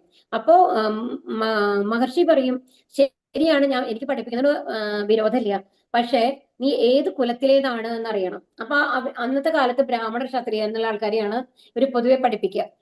ശൂദ്രന്മാരൊക്കെ അവര് പണിയെടുക്കാൻ എന്നുള്ള ലെവലാണ് ഉണ്ടാവുക. വൈശ്യന്മാര് മർച്ചന്റെയിലാണ്, അതായത് എന്താണ് ബിസിനസ് സംബന്ധമായിട്ട് കാര്യങ്ങൾ. ഇപ്പം അന്നൊക്കെ പശുക്കളെ ഇതാക്കുക, അങ്ങനത്തെ അന്നത്തെ എന്തൊക്കെയാണോ ഉണ്ടായിരുന്നത് എന്നുണ്ടെങ്കിൽ, അതുപോലെ ധാന്യങ്ങൾ വിളയിക്കുക, അങ്ങനത്തെ പണികളൊക്കെയാണ് അവര് ഇതിലുണ്ടായിരുന്നുണ്ടാവുക. അപ്പൊ അടുത്തേക്ക് വരും ഈ കുട്ടി, വരുന്നിങ്ങനെ ചോദിക്കുമ്പോൾ പറയും, അപ്പൊ പറയും നിന്റെ അപ്പൊ പോയി നിന്റെ അച്ഛൻ ആരാണ് എന്ന് ചോദിക്കും. അപ്പൊ അതെനിക്കറിയില്ല, ഞാൻ അപ്പൊ പറയുന്ന ഒരു കാര്യം ചെയ്യൂ, നിനക്കറിയില്ലല്ലോ, ഞാൻ അമ്മയുടെ കൂടെയാണ് ഉള്ളത്, ഞങ്ങളുടെ കൂടെ അച്ഛനില്ല എന്ന് പറയും കുട്ടി. അപ്പൊ കുട്ടി പറയും, അപ്പൊ മഹർഷി പറയും, ഒരു കാര്യം ചെയ്യൂ, നീ പോയിട്ട് അമ്മോട് പോയി ചോദിച്ചിട്ട് വാ, നിന്റെ അച്ഛൻ ആരാണെന്ന് ചോദിച്ചിട്ട് വരാൻ പറയും. അപ്പൊ എന്നിട്ട് ഈ കുട്ടി വീട്ടിലേക്ക് പോവാണ്. അപ്പൊ കുട്ടി വീട്ടിൽ പോയിട്ട് അമ്മയുടെ അടുത്ത് പോയി ചോദിക്കും, അമ്മേ എന്റെ അച്ഛൻ ആരാണ്, എന്നെ പഠിപ്പിക്കണം എന്നുണ്ടെങ്കിൽ നമ്മൾ ഏത് കുലാണെന്ന് അറിയണം എന്നാണ് പറയണത് മഹർഷി. അതാണ് അവിടുത്തെ റൂള്. അതുകൊണ്ട് അവര് നിയമങ്ങൾക്കെതിരായിട്ടൊന്നും പോകില്ലല്ലോ മഹർഷിമാരൊന്നും. അപ്പോ അപ്പൊ അമ്മ പറയും, ഞാൻ ചെറുപ്പത്തില് എന്റെ സ്വഭാവം അത്ര ശരിയായിരുന്നില്ല, അപ്പൊ അതുകൊണ്ട് എനിക്ക് അങ്ങനെ ഒരു അബദ്ധം പറ്റിയിട്ടുണ്ടായതാണ് ഇത്, പക്ഷെ അതുകൊണ്ട് നിന്റെ അച്ഛൻ ആരാണെന്ന് എനിക്ക് കറക്റ്റ് ആയിട്ട് അറിയില്ല, സംതിങ് അങ്ങനത്തെ ഒരു സ്വഭാവശുദ്ധി ഇല്ലാണ്ടാണ് ആ സമയത്ത് ഉണ്ടായിരുന്നത്. അപ്പൊ അച്ഛൻ ആരാണെന്ന് അറിയില്ല എന്ന് പറയും അമ്മ. അപ്പൊ ഈ കുട്ടി തിരിച്ചു വരും. വന്നിട്ട് മഹർഷിയുടെ അടുത്ത് വരും. അപ്പൊ പറഞ്ഞു, എന്താ അമ്മ പറഞ്ഞു അച്ഛൻ ആരാണെന്ന് ചോദിക്കും. ഇല്ല മഹർഷേ, എനിക്ക് അറിഞ്ഞുകൂടാ, അമ്മയ്ക്ക് ഇങ്ങനെ അറിയില്ല എന്നാണ് പറയുന്നത് അച്ഛൻ ആരാണെന്ന്. അതുകൊണ്ട് എനിക്കും അറിയില്ല, ഞങ്ങളുടെ ജാതി എന്താണ്, അതൊന്നും എനിക്ക് അറിയില്ല എന്ന് പറയും. അപ്പൊ ആ ഗുരു പറയും, മഹർഷി പറയും, ഗൗതമ മുനി പറയും, പറയും, തീർച്ചയായിട്ടും ഇന്നു മുതൽ നീ എന്റെ ശിഷ്യനാണ്, കാരണം നീ ഒരു ബ്രാഹ്മണനാണ്. എന്താ കാരണം? ഇപ്പൊ സാധാരണഗതിയിൽ വിദ്യ അഭ്യസിക്കണം എന്നുള്ളത് ആ കുട്ടിക്ക് അത്രയും ആഗ്രഹമാണ് അല്ലെ. ഇപ്പം ആ മഹർഷി അറിയാൻ പോകുന്നില്ല എന്തെന്ന് ഈ കുട്ടി നുണയാണോ നേരാണോ പറയാൻ പോകുന്നത് എന്നുള്ളത്. ആ കുട്ടിക്ക് വന്നിട്ട് കൂളായിട്ട് പറയായിരുന്നു, എന്റെ അമ്മ പറഞ്ഞു ഒരു ബ്രാഹ്മണനാണ് അല്ലെങ്കിൽ ക്ഷത്രിയനാണ് എന്റെ അച്ഛൻ എന്ന് പറഞ്ഞു എന്ന് പറഞ്ഞാലും ഗുരു പഠിപ്പിച്ചിട്ടുണ്ടാവും. പക്ഷെ ആ കുട്ടി എന്താ ചെയ്തത്? എന്റെ അമ്മ പറഞ്ഞു അറിയില്ല എന്ന്, അവിടെ എനിക്ക് അറിയില്ല എന്നാണ് പറഞ്ഞത്. അത്രയും സത്യസന്ധമായിട്ടിരിക്കണമെങ്കിൽ അത് ആണ് ബ്രാഹ്മണ ക്വാളിറ്റി എന്ന് പറയുന്നത്. ഒരു ബ്രാഹ്മണന് മാത്രമാണ് അത്രയും സത്യസന്ധനായിട്ടിരിക്കാൻ. ഏത് നെഗറ്റീവായിട്ടുള്ള, നമ്മൾ അത്രയും ആഗ്രഹിച്ച ഒരു കാര്യം നടക്കുന്നില്ലെങ്കിൽ പോലും നമ്മൾ എന്താണ് നമ്മൾ നേര് പറയാനുള്ള ആ ധൈര്യം അതുണ്ടാവണത്, ആ സത്യസന്ധത ഉണ്ടാവണമെന്നുണ്ടെങ്കിൽ അത് ബ്രാഹ്മണനാണ്. ആ ക്വാളിറ്റിയാണ് നമ്മളോട് ഡെവലപ്പ് ചെയ്ത് കൊണ്ടുവരണം എന്ന് പറയുന്നത് ഭഗവത്ഗീതയില്. അപ്പൊ ക്ഷത്രിയനും. അപ്പോ ഇതാണ്. അപ്പൊ ഇനി എന്താണ് അടുത്ത ശ്ലോകം നോക്കാം. ശമോ തമസ്തപശ്ചൗജം ശാന്തിരാർജവമേവ ജ്ഞാനം വിജ്ഞാനമാസ്തിക്യം ബ്രഹ്മകർമ്മ സ്വഭാവജം ശാന്തത ആത്മസംയമനം തപസ് വിശുദ്ധി ക്ഷമ സത്യസന്ധത ജ്ഞാനം വിജ്ഞാനം ആസ്തിക്യം എന്നിവയാണ് ബ്രാഹ്മണരുടെ പ്രവൃത്തികളുടെ ഗുണവിശേഷങ്ങൾ. അപ്പൊ നോക്കൂ, എന്തൊക്കെയാണ് ബ്രാഹ്മണരുടെ ഗുണങ്ങൾ ഇവിടെ പറഞ്ഞിട്ടുള്ളത്. 42ാമത്തെ ശ്ലോകമാണ്. ശാന്തത. കാരണം അവർ ഏതിലും, ഇപ്പൊ നോക്കൂ, ആ കുട്ടി എങ്ങനെയാണ് റിയാക്ട് ചെയ്തത്? ശാന്തനായിരുന്നു. നടന്നില്ലെങ്കിൽ നടന്നില്ല അല്ലെ, എന്റെ അമ്മ പറഞ്ഞു, അത് അതേ പടി സത്യസന്ധമായിട്ട് ഗുരുവിനോട് വന്ന് പറഞ്ഞു. അതുപോലെ അത്രയും ശാന്തനായിരിക്കും അവര്. കാരണം ഒരു കാര്യം നടക്കുന്നില്ല എന്ന് വിചാരിച്ചു കഴിഞ്ഞിട്ട് അതിന് വേണ്ടി എന്തെങ്കിലും ഒരു മാനിപ്പുലേഷൻ, അത് ഞാൻ അതിനെ മാറ്റി പറയാമെന്ന് അവർ ആലോചിക്കില്ല. ആത്മസംയമനം, അതാണ് ആത്മനിയന്ത്രണം എന്ന് പറയുന്നത്. തപസ്, വിശുദ്ധി, ക്ഷമ, സത്യസന്ധത, ജ്ഞാനം, വിജ്ഞാനം, ആസ്തിക്യം. അപ്പൊ അങ്ങനത്തെ ആൾക്കാർക്ക് നല്ല അവരുടെ ബുദ്ധി തെളിഞ്ഞിട്ടാണ് ഇരിക്കുക. എപ്പോഴും നമ്മൾ മനസ്സിലാക്കേണ്ട കാര്യം എന്താണെന്നുണ്ടെങ്കിൽ, ഇപ്പോ എന്താണ് ശരിക്കും നമ്മുടെ ബുദ്ധി എന്ന് പറയുന്നത്? ഇപ്പൊ നല്ല ബുദ്ധിയുള്ള ഒരു കുട്ടിയാണ് എന്ന് പറയുന്നു, പക്ഷെ എല്ലാ ബുദ്ധിയുള്ള കുട്ടികളും എല്ലാ കാര്യങ്ങളും നന്നായിട്ട് ചെയ്യുന്നുണ്ടോ, നന്നായിട്ട് പെർഫോമൻസ് വരുന്നുണ്ടോ പഠിക്കുന്ന കാര്യത്തിലായാലും? അപ്പൊ എന്താ വ്യത്യാസം വരുന്നത്? നമ്മളുടെ മനസ്സിന്റെ നില. നമ്മുടെ മനസ്സ് ശാന്തമാണെന്നുണ്ടെങ്കിൽ നമ്മൾ എന്ത് പഠിക്കുകയാണെന്നുണ്ടെങ്കിലും നമ്മൾക്ക് അത് ഗ്രാസ്പ് ചെയ്യാൻ പറ്റും, അത് സമാധാനമായിട്ട് മറ്റുള്ളവരോട് പറയാനും പറ്റും. എന്നാൽ നമ്മൾ അത്രയും ടെൻഷനിലുള്ള ഒരു മൂഡിലാണ് നമ്മൾ ഇരിക്കണമെന്നുണ്ടെങ്കിൽ, എത്ര ബുദ്ധിയുള്ള ആളാണെന്നുണ്ടെങ്കിലും ഒരക്ഷരം പോലും ആ പരീക്ഷ പേപ്പറിൽ എഴുതാനായിട്ട് സാധിക്കില്ല. അല്ലാന്നുണ്ടെങ്കിൽ മറ്റുള്ളവരോട് സംസാരിച്ച് പറയേണ്ട കാര്യമാണെങ്കിൽ അവരോട് കൺവേ ചെയ്യാനായിട്ട് നമുക്ക് സാധിക്കില്ല. കാരണം നമ്മൾ ആരോടൊക്കെയുള്ള വെറുപ്പ്, ദേഷ്യം അതൊക്കെയാണ് നമ്മുടെ ഉള്ളിൽ കിടക്കണമെന്നുണ്ടെങ്കിൽ നമ്മുടെ ബുദ്ധി ഒരിക്കലും പ്രവർത്തിക്കാൻ പോകുന്നില്ല. അതാണ് പറഞ്ഞത്, ക്രോധാത് ഭവതി സമ്മോഹഃ എന്ന് പറയുന്നുണ്ടല്ലോ. അപ്പോ ശാന്തമായ ഒരു മനസ്സിൽ മാത്രമാണ് ബുദ്ധിപൂർവ്വമായിട്ട് പ്രവർത്തിക്കാനായിട്ട് സാധിക്കും എന്നുള്ളത് മനസ്സിലാക്കണം. അപ്പൊ നമ്മൾ ഏറ്റവും ആദ്യത്തെ ക്വാളിറ്റി നമ്മൾ കൊണ്ടുവരേണ്ടതാണ് എന്താണ്? നമ്മളുടെ മനസ്സ് ശാന്തമാക്കി വെക്കാൻ നമ്മൾക്ക് കഴിയണം. നമ്മളുടെ മനസ്സ് ശാന്തമാക്കി വെക്കാൻ കഴിഞ്ഞാൽ മാത്രമാണ് നമ്മുടെ യഥാർത്ഥ ബുദ്ധി എന്താണ് അതിനനുസരിച്ച് നമുക്ക് പ്രവർത്തിക്കാനായിട്ട് സാധിക്കുള്ളൂ. അപ്പൊ ഇതൊക്കെ ബ്രാഹ്മണരുടെ ഗുണവിശേഷങ്ങളാണ്. ശൗര്യം തേജോധൃദാക്ഷ്യം ശുദ്ധേചാപ്യ പലായനം ദാനം ഈശ്വരഭാവശ്ച ശാസ്ത്രം കർമ്മ സ്വഭാവജം പരാക്രമം ബലം ദൃഢനിശ്ചയം നൈപുണ്യം യുദ്ധത്തിൽ ധൈര്യം ഔദാര്യം നേതൃത്വം എന്നിവയത്രേ ക്ഷത്രിയരുടെ പ്രവൃത്തികളുടെ സ്വാഭാവിക ഗുണങ്ങൾ. ഈ ക്ഷത്രിയരാണെങ്കിലോ പരാക്രമം, ബലം, അവരെന്ന് പറഞ്ഞു കഴിഞ്ഞാല് മറ്റുള്ളവരെ, കാരണം അവർക്ക് രക്ഷയാണ്, അവര് രാജ്യത്തിലുള്ള ആൾക്കാർ രക്ഷയാണ് ക്ഷത്രിയന്റെ ഇതെന്ന് പറയുന്നത്. നമ്മുടെ സോൾജിയറൊക്കെ ക്ഷത്രിയ ഇതിലാണ് പെടുക. അവർ ജാതി നോക്കിയിട്ടല്ല, അവർ ചെയ്യുന്ന പ്രവൃത്തി എന്താണ്? രാജ്യത്തിനെ പ്രൊട്ടക്ട് ചെയ്യാൻ വേണ്ടിയിട്ട് അവർ യുദ്ധം ചെയ്യാണ് ചെയ്യുന്നത് അല്ലെ. അപ്പൊ അങ്ങനത്തെ ആ ഒരു ഇതിലാണ് ക്ഷത്രിയ എന്ന് പറയുന്നത്. പരാക്രമം, ബലം, ദൃഢനിശ്ചയം. കാരണം ദൃഢനിശ്ചയം ഉണ്ടാവണം, അല്ലാന്നുണ്ടെങ്കിൽ ഞാൻ മരിക്കുന്ന പറഞ്ഞു കഴിഞ്ഞിട്ട് പോയി യുദ്ധം ചെയ്യാനായിട്ടുള്ള ധൈര്യം ഉണ്ടാവുമോ? ഇല്ല. നൈപുണ്യം, യുദ്ധത്തിൽ ധൈര്യം. അപ്പൊ ഇതെല്ലാമാണ് ക്ഷത്രിയരുടെ പ്രവൃത്തികളുടെ സ്വാഭാവിക ഗുണങ്ങൾ എന്ന് പറയുന്നത്. കൃഷി ഗോരക്ഷ്യ വാണിജ്യം വൈശ്യകർമ്മ സ്വഭാവജം പരിചര്യാത്മകം കർമ്മ ശൂദ്രസ്യാഭി സ്വഭാവജം. കൃഷി, ഗോരക്ഷ, വ്യാപാരം എന്നിവ വൈശ്യർക്ക് സ്വാഭാവികങ്ങളായ കർമ്മങ്ങൾ അത്രേ. ശൂദ്രരുടേത് അധ്വാനവും മറ്റുള്ളവരെ പരിചരിക്കലുമാവുന്നു. ഇപ്പൊ കൃഷി, ഗോരക്ഷ നമ്മൾ പറഞ്ഞു അല്ലെ, അന്നത്തെ ഇതൊക്കെയാണ് ഇതിൽ പറഞ്ഞിട്ടുള്ളത്. വ്യാപാരം, ഇതൊക്കെയാണ് ആര് ചെയ്യുന്നത്? വൈശ്യർ ചെയ്യുന്നത്. അപ്പൊ ഇനി ശൂദ്രർ എന്താ ചെയ്യുന്നത്? ശൂദ്രർ എന്ന് പറയുന്നത് അവർക്ക് പ്രത്യേകിച്ച് ഒരു പണി എന്നുള്ളതില്ല, കാറ്ററില്ല. ഇത് ഇപ്പൊ ബ്രാഹ്മണരെ ആണെന്നുണ്ടെങ്കിലും അവരുടെ കർമ്മങ്ങൾ സഹായിക്കുന്നത് ശൂദ്രരായിരിക്കും. അതുപോലെ ക്ഷത്രിയരെ ആയാലും അവരുടെ കർമ്മങ്ങൾ സഹായിക്കാനുള്ള ആൾക്കാർ വേണം അല്ലെ, അത് ശൂദ്രരാണ്. അതുപോലെ ആണ് വ്യാപാരം ചെയ്യുന്ന ആൾക്കാർക്ക് അവിടുത്തെ അവരെ സഹായിച്ച പണികളൊക്കെ ചെയ്തു കൊടുക്കാനുള്ള ആൾക്കാർ ശൂദ്രരായിരിക്കും. അപ്പൊ ഈ 3 കാറ്റഗറിയിലുള്ള ആൾക്കാരൊക്കെ നമ്മളെ സഹായിക്കുക എന്നുള്ളതാണ് ശൂദ്രരുടെ കർത്തവ്യം. പക്ഷെ ഇപ്പൊ നമ്മൾ നോക്കിക്കഴിഞ്ഞാലോ, എല്ലാ കുറെ കോർപ്പറേറ്റ് സർക്കിൾ അങ്ങനെയൊക്കെ വരുന്നുണ്ട്. എല്ലാ ആൾക്കാരും ബ്രാഹ്മണരായാലും ക്ഷത്രിയരായാലും വൈശ്യരായാലും ശൂദ്രരായാലും എല്ലാവരും പണിയെടുക്കുന്നുണ്ട് അല്ലെ, പൈസ കിട്ടണം. നമ്മൾ പോയി മറ്റുള്ളവർക്ക് വേണ്ടിയിട്ട് അവരെ സഹായിക്കുന്ന പണികൾ ചെയ്യുന്നത്. ഒരു കമ്പനിയിൽ വർക്ക് ചെയ്യുക എന്ന് പറയുന്നത് എന്താണ്? അതിന്റെ മുതലാളിക്ക് നമ്മൾ പൈസ ഉണ്ടാക്കി കൊടുക്കുക, അവരെ വലുതാക്കുക എന്നുള്ളതാണ് നമ്മൾ ചെയ്തുകൊണ്ടിരിക്കുന്നത്. അതിനൊരു എന്താ പറയാ പ്രതിഫലം എന്നുള്ള നിലയിൽ നമ്മളൊരു തുക പറ്റുന്നു, അതിൽ നമ്മൾ ജീവിക്കുന്നു എന്നുള്ളതാണ് ചെയ്യുന്നത് അല്ലെ. അതുകൊണ്ടാണ് കലിയുഗത്തിലുള്ള മുക്കാഭാഗം ആൾക്കാരും ശൂദ്ര സ്വഭാവമുള്ള ആൾക്കാരാണ് എന്ന് പറയുന്നത്. സ്വേ കർമ്മണ്യഭിരത സംസിദ്ധിം ലഭതേ നരക സ്വകർമ്മനിരത സിദ്ധിം യഥാവിന്ദതി തച്ഛൃണു. സ്വാഭാവികങ്ങളായ പ്രവൃത്തികൾ ചെയ്തുകൊണ്ടിരുന്നാൽ മനുഷ്യന് പൂർണ്ണത നേടാം. എങ്ങനെയെന്ന് പറയാം, കേൾക്കൂ.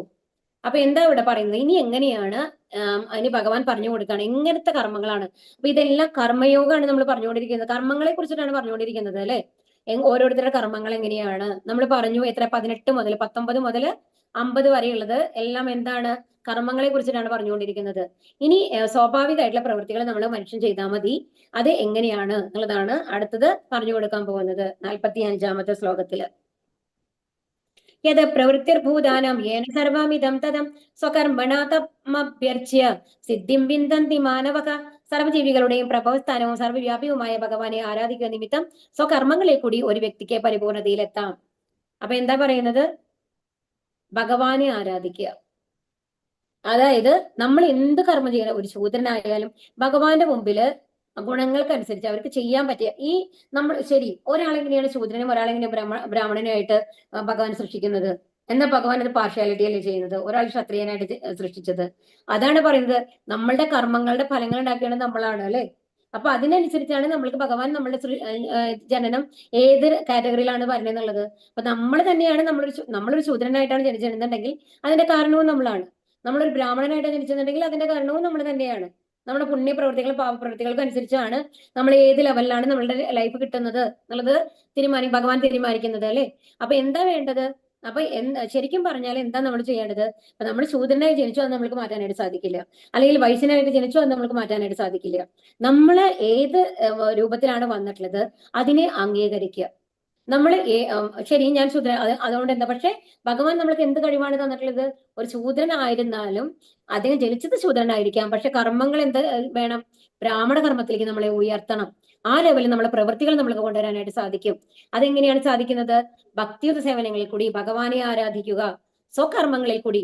അപ്പൊ ഒരു ശൂദ്രൻ എന്ന് പറയുന്നത് ഒരു വൈശ്യനെ സഹായിക്കുന്ന ആളാണോ? അപ്പൊ അവർക്ക് എന്താണ് കൃഷിയാണ് ഉള്ളത്. അപ്പൊ പാടത്ത് പണിയെടുത്ത് കൊടുക്കുക, പണിയെടുക്കുന്നു, നമ്മൾക്ക് പൈസ കിട്ടുന്നു. അതുപോലെ അപ്പൊ നമ്മുടെ അവിടെ നിറയെ പേര് അങ്ങനെ ചെയ്യുന്ന ആൾക്കാരുണ്ട് അല്ലെ. അപ്പൊ ആ പാടത്ത് പണിക്ക് പോകുന്നു, നമ്മൾ അതിനുള്ള പൈസ വാങ്ങുന്നു. അതോടൊപ്പം നമ്മൾ എന്ത് ചെയ്യുന്നു? നമ്മൾ കിട്ടുന്നതെല്ലാം ഭഗവാന് കുറച്ചൊക്കെ നമ്മൾ സമർപ്പിക്കുന്നു. ഭക്തിയുടെ സേവനങ്ങൾ ചെയ്ത് ഭഗവാനെ സമർപ്പിച്ച് ഭഗവാന് വേണ്ടിയിട്ട് ഞാൻ ചെയ്യുന്ന ഡ്യൂട്ടിയാണെന്നുള്ള ലെവലിൽ ചെയ്യുന്നു. അങ്ങനെ ചെയ്യുകയാണെന്നുണ്ടെങ്കിൽ തീർച്ചയായിട്ടും പരിപൂർണതയിലെത്താം. നമ്മളിതിനു മുമ്പ് പറഞ്ഞ കഥയുണ്ടല്ലേ, നാരദര് ഇത് അതിന് പറയേണ്ട കാര്യമില്ലല്ലോ.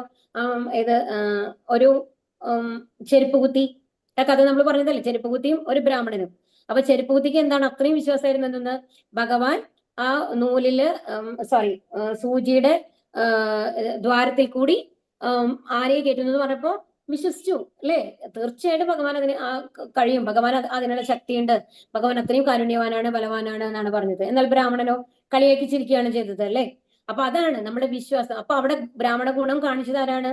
കോബ്ലർ അല്ലെ, ആ ചെരുപ്പ് കുത്തിയാണ് കാണിച്ചത്. ശ്രേയാ സുധർമ്മോ വിഗുണക പരധർമ്മ സ്വനുഷ്ഠിതാൽ സ്വഭാവനിയതം കർമ്മ കുർവന്നാപ്നോതി കിൽപിഷം. അന്യന്റെ കർമ്മം ഭംഗിയായി ചെയ്യുന്നതിനേക്കാൾ നന്ന് കുറ്റമറ്റത് ആയില്ലെങ്കിൽ പോലും തനിക്ക് വിധിക്കപ്പെട്ട പ്രവൃത്തി ചെയ്യുക എന്നതാണ്. സ്വഭാവത്തിനനുസരിച്ച് നിർദ്ദിഷ്ടമായ കർമ്മങ്ങളിൽ ഏർപ്പെടുന്നവർക്ക് പാപപ്രതികരണം അനുഭവിക്കേണ്ടി വരില്ല. അപ്പൊ ഇവിടെ എന്താണ് ഭഗവാൻ നമ്മൾക്ക് പറഞ്ഞു തരണമെന്നുണ്ടെങ്കിൽ, നമ്മൾ ജനിച്ചതോ നമ്മൾ എന്ത് ജോലി ചെയ്യുകയാണെന്നുണ്ടെങ്കിലും അതില് വലിപ്പമോ ചെറുപ്പമോ ഇല്ല. നമ്മൾക്ക് എന്താണോ നമ്മൾക്ക് ചെയ്യാൻ സാധിക്കുന്നത്, നമ്മുടെ സ്വധർമ്മം എന്താണോ അത് നമ്മൾ സന്തോഷമായിട്ട് ചെയ്യുക. അതിനുശേഷം അത് ഭഗവാന് സമർപ്പിച്ച് ചെയ്യുക, അത്ര ചെയ്യേണ്ട ആവശ്യമുള്ളൂ. അല്ലാതെ നമ്മൾ മറ്റുള്ളവരെ കാണിക്കാനായിട്ട് ഇതൊക്കെ ഭയങ്കര ഡിഗ്രേഡഡ് ജോബ്സ് ആണ്, ഞാൻ ഇതൊന്നും ചെയ്യില്ല എന്ന് പറഞ്ഞിട്ട് മറ്റുള്ള കർമ്മങ്ങൾ നമ്മൾ ചെയ്യാൻ പോവുകയാണെന്നുണ്ടെങ്കിൽ അതിന് നമ്മൾക്ക് ചെയ്യാനുള്ള അതിന് അത്രയും എക്സ്പെർട്ട് ആവണമെന്നില്ല നമ്മള്. ഇപ്പൊ ഒരു MBBS പഠിച്ച ഒരു ഡോക്ടർ പഠിച്ചു കഴിഞ്ഞിട്ട് ഉള്ള ഒരാൾക്ക് പറ്റിയ ഒരു ജോലി ഒന്നും മര്യാദയ്ക്ക് കിട്ടുന്നില്ല, ഞാൻ ഉദ്ദേശിച്ച മാതിരി പ്രാക്ടീസ് ചെയ്യാൻ പറ്റുന്നില്ല എന്ന് പറഞ്ഞിട്ട് ഞാനൊരു എഞ്ചിനീയർ ആവാന്ന് പറഞ്ഞിട്ട് പോയി കഴിഞ്ഞാൽ അവർ ജോലി അവർക്ക് മര്യാദയ്ക്ക് ചെയ്യാനായിട്ട് സാധിക്കുമോ? ഇല്ല അല്ലേ? കാരണം അതുപോലെ തന്നെ ഒരു ഗ്രാജുവേഷൻ, അത് നമ്മൾ പഠിക്കണം. ഒരു കമ്പ്യൂട്ടർ പഠിച്ച് ആ ലെവലിൽ നമ്മൾ വിവരം വന്നിട്ട് അതിന് ശേഷം ഏതൊരു ഫീൽഡിലാണെങ്കിലും ആ ഫീൽഡിൽ ഇത് പൂർണ്ണമായി പഠിച്ചാൽ മാത്രമാണ് നമുക്ക് ചെയ്യാൻ സാധിക്കുള്ളൂ. അപ്പൊ നമ്മൾക്ക് അറിയുന്ന പണി ഭംഗിയായിട്ട് ചെയ്യുക, അതാണ് നമ്മൾ ചെയ്യേണ്ടത്. മറ്റുള്ളവരുമായിട്ട് കമ്പയർ ചെയ്ത് അവർക്ക് അത്രയും പൈസ കിട്ടുന്നുണ്ട്, അതുകൊണ്ട് ഞാൻ ആ പണി ചെയ്യാൻ പോവാണെന്ന് വിചാരിച്ചു കഴിഞ്ഞാൽ ഒരു പക്ഷേ അത് നമ്മളുടെ തലയിൽ നമ്മൾക്കത് ചെയ്യാൻ പറ്റുന്ന മാതിരിയുള്ള പണി ആവണമെന്നില്ല. നിറയെ പേര് അനുഭവിക്കുന്നുണ്ട് ഇപ്പോൾ അല്ലെ. കാരണം എന്താണ്, ചെറുപ്പത്തിൽ തന്നെ കുട്ടികൾ എന്താ ഏറ്റവും പൈസ കിട്ടുന്ന വരുമാനം കിട്ടുന്നത് എന്താണ്? ഒന്നിലെ ഡോക്ടർ ആവണം, അല്ലെങ്കിൽ ഒരു എഞ്ചിനീയർ ആവണം. അങ്ങനെ പറഞ്ഞ് പഠിപ്പിച്ച് ഒരിക്കലും ആ ഒരു ഗുണമില്ലാതെ, അവരോട് ഒക്കെ ചിലപ്പോൾ ലിറ്ററേച്ചറിലാവും താല്പര്യം. അവർ ലിറ്ററേച്ചറിൽ വന്നു കഴിഞ്ഞിട്ട് പഠിച്ച് PhD എടുത്തു കഴിഞ്ഞാൽ ഒരു നല്ല പ്രൊഫസർ ആവാം. അത്രയും കുട്ടികളെ നല്ലൊരു രീതിയിൽ പഠിപ്പിക്കാൻ സാധിക്കുന്ന ഒരാളായിരിക്കും. പക്ഷേ ഈ വരുമാനം കിട്ടണം, അതൊക്കെ ഡീഗ്രേഡഡ്. BA BCom നമ്മൾ ഇപ്പൊ BCom പിന്നെയും ലെവലിലേക്ക് വന്നു. ഇപ്പൊ BA ഒന്നും നമ്മൾ പഠിക്കുകയില്ല. അതൊക്കെ ആര് പഠിക്കണു എന്നുള്ള ലെവലില് നമ്മൾ തിങ്ക് ചെയ്യുന്ന ഒരു മനോഭാവം നമ്മൾ മാറ്റണം. എന്താണ് വേണ്ടത്? എന്താണോ നമ്മൾക്ക് നന്നായിട്ട് ചെയ്യാൻ പറ്റുന്നത്, ഓരോരുത്തർക്കും ഓരോ കഴിവുകളുണ്ട്. ആ കഴിവുകളിൽ ഏറ്റവും ഉന്നതിയിലെത്താനായിട്ട് സാധിക്കും എന്നുള്ളത് നമ്മൾ മനസ്സിലാക്കണം. അപ്പൊ നമ്മുടെ സ്വഭാവത്തിനനുസരിച്ചുള്ള പ്രവൃത്തികൾ നമ്മൾ ചെയ്യണം. അത് എങ്ങനെ ചെയ്യണം? ഭഗവാന് സമർപ്പിച്ച് ചെയ്യണം. സഹജം കർമ്മ കൗന്ദേയ തദോഷമഭിനത്യചേത് സർവാരംഭാഹി ദോഷേണ ധൂമേനാഗ്നി വാവൃതാഹ. ഹേ കൗന്ദേയ, അഗ്നി പുകയാൽ മൂടപ്പെട്ടിരിക്കുന്നത് പോലെ എല്ലാ ഉദ്യമങ്ങളും ഏതെങ്കിലും ദോഷത്താൽ മൂടപ്പെട്ടിരിക്കും.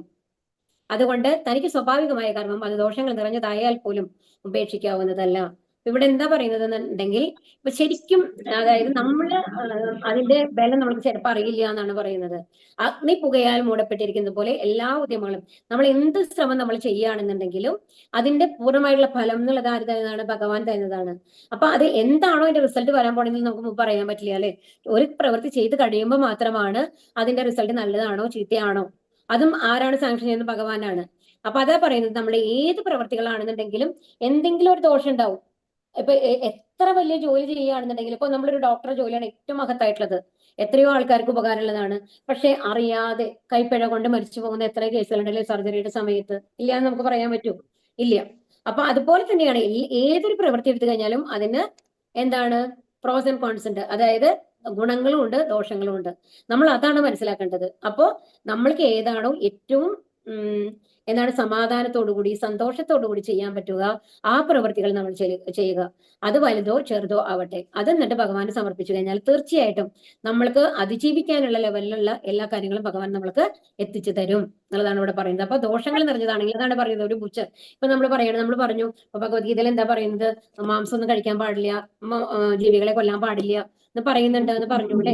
എന്നാലോ അത് ചിലപ്പോ എന്താ പറയാ ഗതികേടുകൊണ്ട് ആ ഒരു ജോലിയായിരിക്കും, ഈ മാംസം വെട്ടുന്ന ജോലി കടകളില് അവർ കഴിക്കുന്നുണ്ടായിരിക്കില്ല ഒരു പക്ഷെ അത് വെട്ടുന്ന ജോലിയായിരിക്കും ചെയ്യുന്നത്.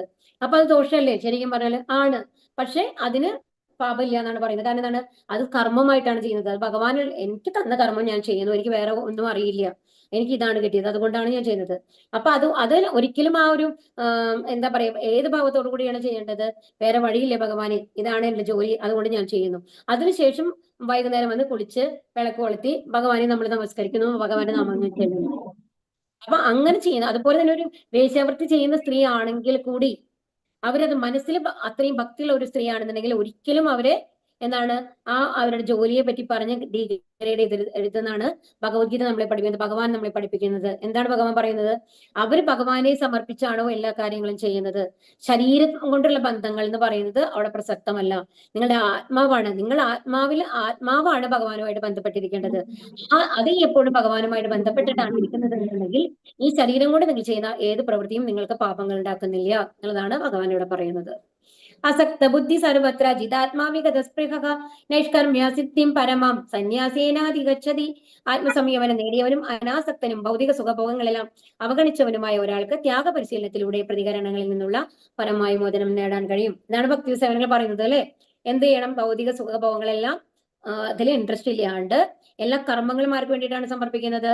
ഭഗവാന് വേണ്ടിയിട്ട്. അതാണ് ത്യാഗപരിശീലനം. ത്യാഗപരിശീലനം എന്ന് പറയുന്നത് എന്താണ്? എല്ലാം നമ്മളുടെ കർമ്മങ്ങളെല്ലാം നമ്മളുടെ ഇഷ്ടങ്ങൾക്കല്ലാതെ ഭഗവാന് വേണ്ടി സമർപ്പിക്കുന്നു. അതാണ് ത്യാഗം.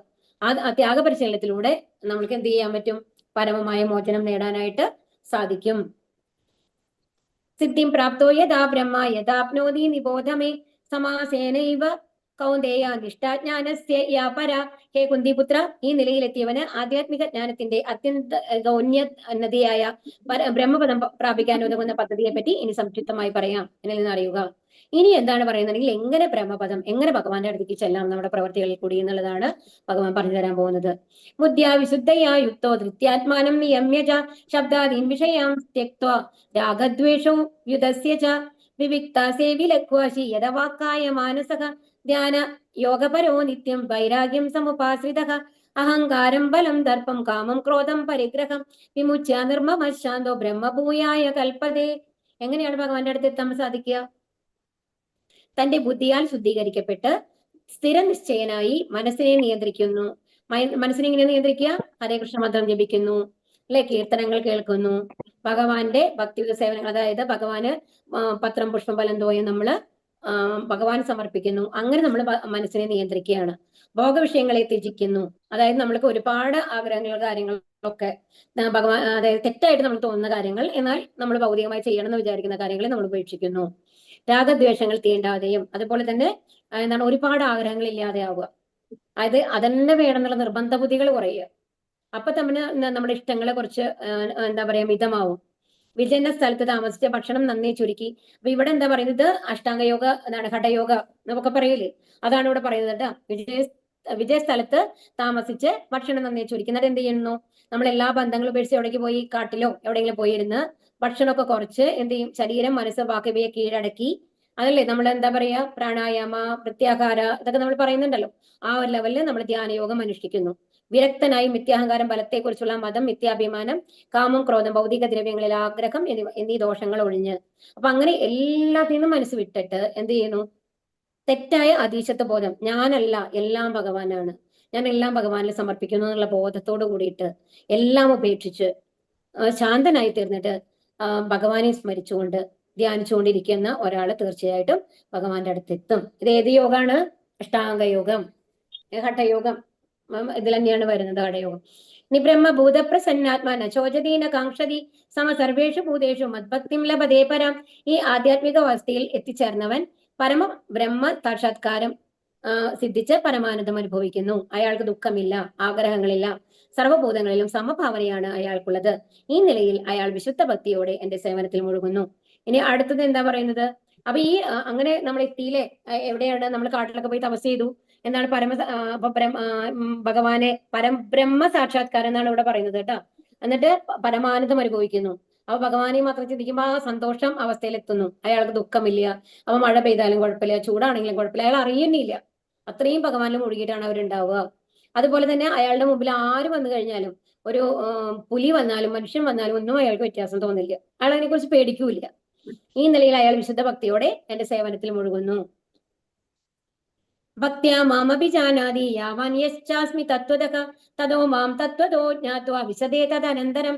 ഭക്തിയുടെ സേവനം കൊണ്ട് മാത്രമേ ഞാനാണ് പരമദിവ്യതമോഷൻ എന്ന് സത്യം അറിയാൻ കഴിയൂ. അപ്പൊ ഇവിടെ എന്താണ് പറയുന്നത്, ഇനി അടുത്ത ലെവൽ. ഇപ്പൊ നമ്മൾ എന്താ പറഞ്ഞത്, അതായത് ജ്ഞാനയോഗം വെച്ചിട്ട് ധ്യാനം ചെയ്തിട്ട് ഭഗവാനെ കുറിച്ച് അറിഞ്ഞ ഒരാളുടെ കാര്യമാണ് ഇനി പറയുന്നത്. ഇനി 55-ാമത്തെ ശ്ലോകത്തിൽ ഭഗവാൻ എന്താണ് പറയുന്നത്, ഭക്ത്യാ മാമഭിജാനാതി യാവാൻ യശ്ചാസ്മി തത്വതഃ തതോ മാം തത്വതോ ജ്ഞാത്വാ വിശദേ തദനന്തരം. ഭക്തിയുടെ സേവനം കൊണ്ട് മാത്രമേ ഞാനാണ് പരമദിവ്യോത്തമപുരുഷൻ എന്ന സത്യം അറിയാൻ കഴിയൂ. ആ ഭക്തി കൊണ്ട് തന്നെ എന്നെ കുറിച്ച് പൂർണ്ണ ബോധം നേടുമ്പോൾ അയാൾക്ക് ദൈവ സാമ്രാജ്യത്തിൽ പ്രവേശിക്കാൻ കഴിയും. അപ്പൊ ഇവിടെ എന്താ പറയുന്നത്, ഭക്തിയുടെ സേവനം കൊണ്ട് മാത്രമാണ് മറ്റേത് പരബ്രഹ്മജ്ഞാനം വരയ്ക്ക് പോകുന്നുള്ളൂ, അല്ലെ, ബ്രഹ്മജ്യോതി വരയ്ക്കാണ് നമ്മൾക്ക് എന്തിലും വരിക, ധ്യാനയോഗം കൊണ്ട് എത്താൻ സാധിക്കുള്ളൂ. ഇനി പരമദിവ്യോത്തമ പുരുഷനാണ് ഭഗവാൻ, ഭഗവാനെ കുറിച്ച് അറിയണമെന്നുണ്ടെങ്കിൽ ഏത് യോഗമാണ് ചെയ്യേണ്ടത്, ഭക്തിയോഗം. അപ്പോഴാണ് ആ രസങ്ങൾ വരുന്നുള്ളൂ നമ്മൾക്ക്. വാത്സല്യ രസമോ എന്താണ് സാഖ്യരസമോ, അതായത് സുഹൃത്ത് എന്നുള്ള നിലയിൽ, ഒരു പ്രിയതമൻ എന്നുള്ള നിലയിൽ, ഒരു ഭർത്താവ് എന്നുള്ള നിലയിൽ, അല്ലെങ്കിൽ ഒരു മകൻ എന്നുള്ള നിലയിൽ ഒക്കെ ഭഗവാനെ കാണണമെന്നുണ്ടെങ്കിൽ, അത് അനുഭവിക്കണമെങ്കിൽ, ആ രസം അനുഭവിക്കണമെന്നുണ്ടെങ്കിൽ എന്തുകൊണ്ടാണ് സാധിക്കുള്ളൂ, ഭക്തിയുടെ സേവനം കൊണ്ട് മാത്രമേ സാധിക്കുള്ളൂ. ആ ഭക്തി കൊണ്ട് തന്നെ എന്നെ കുറിച്ച് പൂർണ്ണബോധം നേടുമ്പോൾ അയാൾക്ക് ദൈവ സാമ്രാജ്യം പ്രാപിക്കാനായിട്ട് സാധിക്കും എന്നുള്ളതാണ് ഇവിടെ പറയുന്നത്. ഇനി സർവകർമാണ്യ വിധത കുർവാണോ വ്യപാശ്രയഃ മത്പ്രസാദാത് അവാപ്നോതി ശാശ്വതം പദമവ്യയം. ഏതു തരം പ്രവൃത്തികളിൽ ഏർപ്പെട്ടിരുന്നാലും എന്നെ മാത്രം ആശ്രയിക്കുന്ന എന്റെ വിശുദ്ധ ഭക്തൻ എന്റെ കാരുണ്യത്താലും സംരക്ഷണത്താലും അനശ്വരവും ശാശ്വതമായി എന്റെ നാമം പ്രാപിക്കും. അപ്പൊ ഇതിൽ രണ്ട് തരത്തിലുള്ളതാണെങ്കിലും എന്റെ അടുത്തേക്ക് എത്താം എന്നാണ് ഭഗവാൻ ഇപ്പൊ പറയുന്നത്. ഭക്തിയുടെ സേവനങ്ങൾ കൊണ്ടും എത്താം, അതുപോലെ തന്നെ ജ്ഞാനയോഗം കൊണ്ട് ധ്യാനം ചെയ്തിട്ടായാലും എത്താം. എന്താ, അവസാനം ഭഗവാനെ സ്മരിച്ചുകൊണ്ടായിരിക്കണം ധ്യാനം ചെയ്യേണ്ടത്. അത് മാത്രമാണ് കണ്ടീഷനുള്ളൂ. പക്ഷെ എന്താണ് വ്യത്യാസം? ഇതെന്ന് പറയുന്നത് എന്താണ്, ഒരു എലിവേറ്റർ മാതിരിയാണ്. അതായത് ഭക്തിയുടെ സേവനങ്ങൾ വളരെ എളുപ്പത്തിൽ നമ്മൾ ആദ്യം തന്നെ ഭഗവാന് മറ്റൊരു സമാധി ലെവലിലേക്ക് നമ്മൾ എത്താൻ ഒരുപാട് കാലം എടുക്കും. ഇവിടെ നമ്മൾ എന്താണ്, നമ്മുടെ ഇന്ദ്രിയങ്ങളെ നിയന്ത്രിക്കുന്നതേ ഭക്തിയുടെ സേവനങ്ങൾ കൊണ്ടാണ്. അവിടെ ഇന്ദ്രിയ നിയന്ത്രണം കഴിഞ്ഞിട്ടാണ് ഭക്തിയുത സേവനയ്ക്ക് വരുന്നത്. രണ്ട് തമ്മിൽ വ്യത്യാസം ഉണ്ട് അല്ലേ? അപ്പൊ ഭക്തിയുത സേവനങ്ങൾ ചെയ്യാൻ തുടങ്ങുമ്പോൾ തന്നെ ഇന്ദ്രിയങ്ങളെ നമ്മളുടെ നിയന്ത്രണത്തിൽ വരും. അപ്പൊ നമ്മൾ അതിന് ബലപൂർവമായിട്ട് നമ്മൾ ഇന്ദ്രിയങ്ങളെ നിയന്ത്രിക്കേണ്ട ആവശ്യമില്ല എന്നുള്ളതാണ് ഭഗവാൻ പറയുന്നത്. അപ്പൊ ഏത് തരം പ്രവൃത്തികളിൽ ഏർപ്പെട്ടായിരുന്നാലും ഭഗവാനെ മാത്രം ആശ്രയിക്കുന്ന ഭക്തൻ എവിടേക്ക് എത്തും? ഭഗവാന്റെ അടുത്തെത്തും. പക്ഷെ അത് എന്തുകൊണ്ടാണ്? നമ്മുടെ കഴിവുകൊണ്ടാണോ? ചെയ്യുന്ന ആളുടെ കഴിവുകൊണ്ടാണോ? അല്ല, എന്റെ കാരുണ്യത്താലും സംരക്ഷണത്താലും ഭഗവാൻ അവർക്ക് സംരക്ഷണം നൽകും. അപ്പൊ അത് ഭൗതിക കാര്യങ്ങളിൽ പോലും സംരക്ഷണം നൽകും എന്നുള്ളതാണ് നമ്മൾ അറിയേണ്ടത്. കാരുണ്യത്താലും സംരക്ഷണത്താലും അനശ്വരവും ശാശ്വതമായ എന്റെ ധാമം പ്രാപിക്കും എന്നുള്ളതാണ് ഇവിടെ പറയുന്നത്.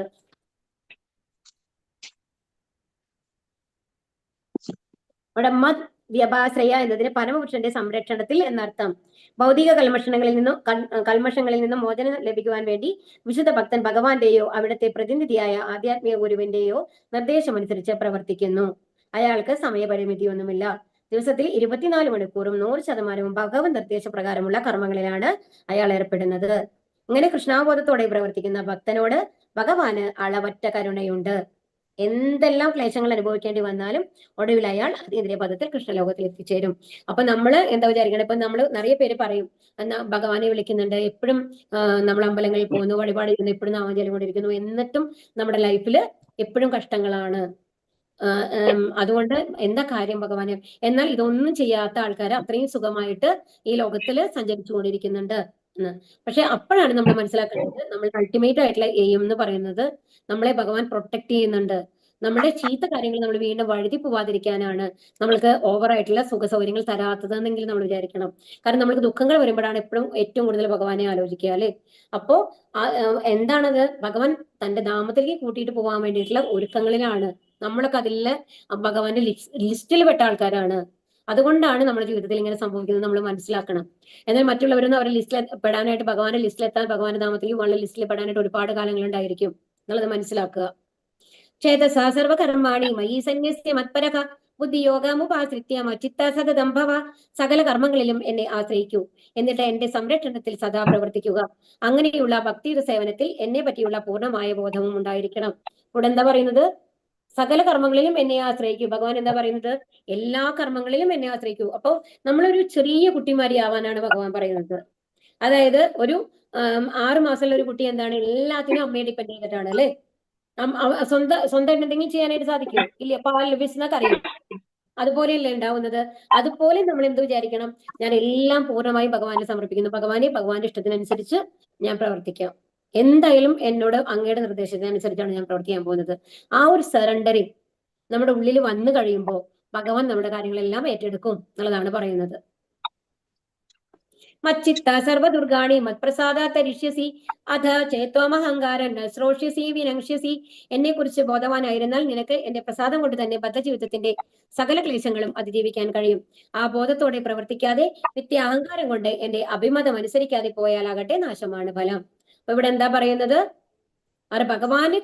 ഭഗവാനെ സംബന്ധിച്ച് ചെയ്യുമ്പോൾ എല്ലാം ഭഗവാൻ തന്നെ പ്രൊട്ടക്ട് ചെയ്യും അല്ലെ?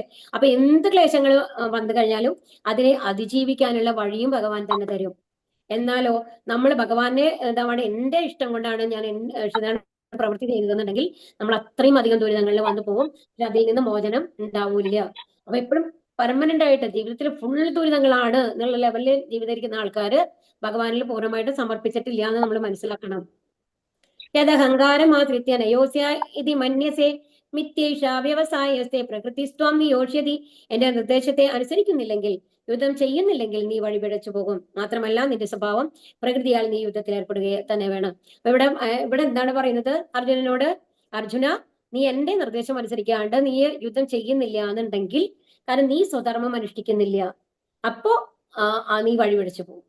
കാരണം പിന്നെ ഭഗവാന്റെ സംരക്ഷണം ഉണ്ടാവില്ല അർജുനന് എന്നുള്ളത് അപ്പൊ മനസ്സിലാക്കണം. അതായത് നമ്മൾ തെറ്റായിട്ടുള്ള പ്രവൃത്തികൾ ചെയ്യാൻ തുടങ്ങുമ്പോഴാണ് നമ്മൾക്ക് ഭഗവാന്റെ സംരക്ഷണം നഷ്ടപ്പെടുന്നത്, അല്ലേ? അതുപോലെ നിന്റെ സ്വഭാവം പ്രകൃതിയാൽ നീ എന്താണ് നിന്റെ ഇതിനനുസരിച്ച് നീ യുദ്ധം ചെയ്യണം. കാരണം നീ ഒരു ക്ഷത്രിയനാണ്, ധർമ്മയുദ്ധമാണ് ചെയ്യേണ്ടത്. അവിടെ തീർച്ചയായിട്ടും നീ യുദ്ധം ചെയ്യണം എന്ന് പറയാണ് അർജുനനോട്. സ്വഭാവജേന കൗന്ദേയ നിബദ്ധസ്വേന കർമ്മണ കർത്തും മോഹാത് കരിഷ്യാസ വശോഭിതത്. അല്ലയോ പാർത്ഥ, വ്യാമോഹം കൊണ്ട് നീ ഇപ്പോൾ എന്റെ ആജ്ഞ നിറവേറ്റാൻ മടിക്കുന്നു. എന്നാൽ സ്വാഭാവികമായ കർമ്മത്തിന്റെ പ്രേരണയ്ക്ക് വഴങ്ങി അനിഷ്ടമായി തോന്നുന്ന അതേ കർമ്മം നിനക്ക് ചെയ്യേണ്ടി വരും. ഇപ്പൊ എന്താ പറയുന്നത് എന്നുണ്ടെങ്കിൽ, ഇപ്പൊ ഭഗവാനോട് പറയാണ് ഞാൻ യുദ്ധം ചെയ്യുന്നില്ല എന്ന് പറഞ്ഞു. ശരി, ഓക്കെ. എന്നിട്ട് ഭഗവാൻ പറയുന്നു ഇത് ഞാൻ ഇല്ല ചെയ്യില്ല എന്നിട്ട് ചെയ്യാണ്ടിരിക്കുകയാണ്. എന്നാൽ എന്താണ് ഇനി അടുത്ത ഒരു സിറ്റുവേഷൻ നിനക്ക് എങ്ങനെയാ ഉണ്ടാവുക എന്നുണ്ടെങ്കിൽ വേറെ വഴിയിലാണ് നിനക്ക് യുദ്ധം ചെയ്യേണ്ടി വരും. ഇപ്പൊ ഭഗവാന്റെ ആജ്ഞയ്ക്ക് അനുസരിച്ചാണ് ചെയ്യുന്നത്. പക്ഷെ അപ്പൊ ഭഗവാൻ എന്താണ് അങ്ങനത്തെ ഒരു സിറ്റുവേഷൻ നമ്മുടെ ലൈഫിൽ കൊണ്ടുവരും. വേറെ വഴിയില്ല, യുദ്ധം ചെയ്തേ ആവണം എന്നുള്ള മാതിരി. അപ്പൊ യുദ്ധം ചെയ്യേണ്ടി വരും. അപ്പൊ അത് എന്തായി മാറും? സ്വയം ഇഷ്ടത്തിന് വേണ്ടി യുദ്ധം ചെയ്തതായിരിക്കും. ഇപ്പൊ എന്ന് പറയുന്നതാണ് ഭഗവാന് വേണ്ടി യുദ്ധം ചെയ്യുന്നതാണ്. മറ്റേന്ന് പറയുന്നത് നമ്മൾക്ക് വേണ്ടി യുദ്ധം ചെയ്യുന്നത്. അപ്പൊ നമ്മളുടെ ജീവിതത്തിലെ ഓരോ സിറ്റുവേഷൻസും നമ്മൾക്ക് തരുന്നത് ഭഗവാനാണെന്ന് ആലോചിക്കണം. അപ്പൊ നമ്മളുടെ കർമ്മങ്ങൾക്കനുസരിച്ചിട്ടാണ് നമ്മുടെ ലൈഫിലെ ഓരോ സിറ്റുവേഷൻസ് നമ്മൾക്ക് ലഭിച്ചുകൊണ്ടിരിക്കുന്നത്. ആ സിറ്റുവേഷൻ എങ്ങനെ ഭഗവാനെ സമർപ്പിച്ച് നേരിടാം എന്നുള്ളതാണ് നമ്മൾ നോക്കേണ്ടത്. ഭഗവാനെ സമർപ്പിച്ച് നേരിടുമ്പോൾ പിന്നെ വീണ്ടും ഇത്ര കഷ്ടമായിട്ടുള്ള ഒരു സിറ്റുവേഷൻ നമ്മൾക്ക് അടുത്തത് വരില്ല. അല്ലാന്നുണ്ടെങ്കിലോ ഒരു സിറ്റുവേഷൻ നമ്മൾ എങ്ങനെയും നമ്മുടെ ബുദ്ധി കൊണ്ട് നമ്മൾ സോൾവ് ചെയ്യുന്ന നമ്മൾ അഹങ്കരിച്ചാലും അതിനേക്കാൾ അപ്പുറത്ത് അതിനേക്കാളും വലിയൊരു സിറ്റുവേഷനാണ് നമുക്ക് തരുന്നുണ്ടായിരിക്കുക. നമുക്കത് പറയാൻ പറ്റില്ല. വി കാൺ പ്രെഡിക്റ്റ്. നമ്മുടെ ഫ്യൂച്ചറിൽ എന്താ പറയുന്നത് നമുക്ക് വല്ല അതുണ്ടോ? ഇല്ല. ഈശ്വര സർവഭൂതാനം ഹൃദയേശ അർജുന തിഷ്ഠതി പ്രാമയൻ സർവഭൂതാനി യന്ത്രാരൂഢാനി മായയ. അർജുന, പരമപുരുഷൻ എല്ലാവരുടെയും ഹൃദയത്തിൽ കുടികൊള്ളുകയും ഭൗതിക ശക്തിയാൽ നിർമ്മിതമായ യന്ത്രത്തിൽ എന്ന പോലെ സ്ഥിതി ചെയ്യുന്ന ജീവാത്മാക്കളുടെ ഭ്രമണത്തെ നിയന്ത്രിക്കുകയും ചെയ്യുന്നു. അപ്പൊ എന്താ പറയുന്നത്? പരമപുരുഷൻ എല്ലാവരുടെ ഹൃദയത്തിലും ഉണ്ട്. അതുപോലെ ഭൗതിക ശക്തിയാൽ നിർമ്മിതമായ യന്ത്രത്തിൽ എന്ന പോലെ. അതായത് അപ്പൊ ഒരു മോട്ടർ എങ്ങനെയാണ്, മീൻസ് നമ്മൾ മോട്ടർ എന്ന് പറയണു അല്ലെ, ഒരു മിക്സി എടുത്തു കഴിഞ്ഞാൽ അതിന്റെ ഉള്ളിലെ മോട്ടറാണ് പ്രവർത്തിക്കുന്നത് അല്ലെ. ആ മോട്ടറിന്റെ അതിനനുസരിച്ചാണ് അത് തിരിയുന്നത്. അതുപോലെ നമ്മളുടെ ശരീരം എന്ന് പറയുന്നത്, ശരീരത്തിന്റെ ഉള്ളിലുള്ള ഓരോ ഇതിലും എന്ന് പറയുന്നത് ഒരു മോട്ടറാണ്. അതിനെ നിയന്ത്രിക്കുന്നത് ആരാണ്? ആ ഭ്രമണത്തെ മോട്ടർ എന്ന് പറയുന്നത് ആരാണ്? നമ്മളെ പരമാത്മാവാണ് അതിനെ ഭ്രമണത്തെ, ഒരു മോട്ടർ അത് നിയന്ത്രിക്കുന്ന, ആ ഭ്രമണത്തെ നിയന്ത്രിക്കുന്ന മോട്ടർ ആരാണ്? ഭഗവാനാണ് എന്നുള്ളതാണ് ഇവിടെ പറയുന്നത്. ഈ യന്ത്രത്തിന്റെ ഉള്ളിൽ മോട്ടർ എന്ന് പറയുന്നത് ആരാണ്? ഭഗവാനാണ്. അതാണ് ഈ ഭ്രമണത്തെ നിയന്ത്രിക്കുന്നത് അല്ലെ. അപ്പൊ അതുപോലെയാണ് എന്നാണ് പറയുന്നത്. അപ്പൊ പരമപുരുഷന്റെ ഇച്ഛയില്ലാണ്ട് ഒന്നും നടക്കില്ല എന്നുള്ളത് ഭഗവാൻ പറയാണ് അർജുനനോട്.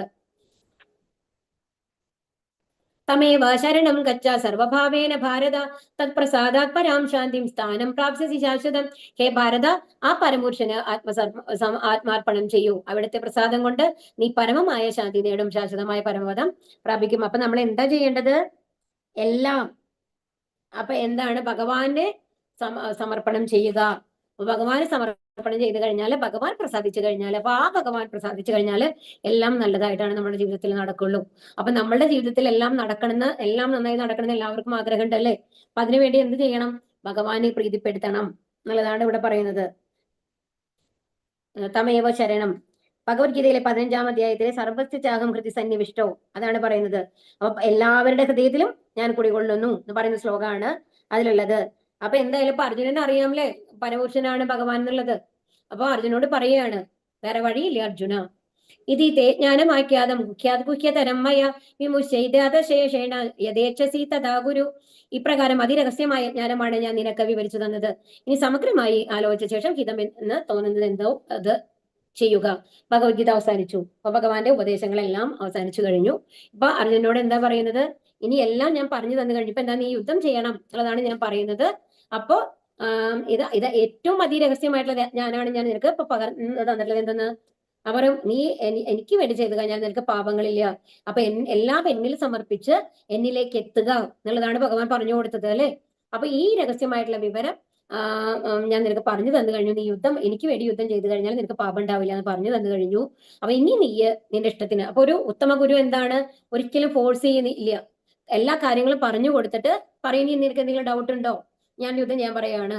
ഇനിയിപ്പോ അർജുനൻ പറയാണ് നിനക്ക് ഡൗട്ട് ഉണ്ട് എന്ന് പറയായിരുന്നു എന്നുണ്ടെങ്കിലോ, അപ്പൊ വീണ്ടും ഈ ഭഗവത്ഗീത മുഴുവൻ ഭഗവാൻ ഉപദേശിച്ചു കൊടുത്തിട്ടുണ്ടാവും. പക്ഷെ അർജുനൻ എന്താ പറഞ്ഞത്? എനിക്ക് സംശയങ്ങൾ മാറിയെന്ന്. അതുപോലെ തന്നെയാണ് ഒരു തവണ ഭഗവത്ഗീത വായിച്ചത് കൊണ്ട് നമ്മൾ പൂർണ്ണമായി വിവരം വന്നു നമ്മൾ പറയാൻ പറ്റില്ല. അപ്പൊ വീണ്ടും വീണ്ടും വായിക്കുക. അപ്പൊ ഭഗവാൻ ആ ബുദ്ധി നമ്മൾക്ക് തരും തീർച്ചയായിട്ടും.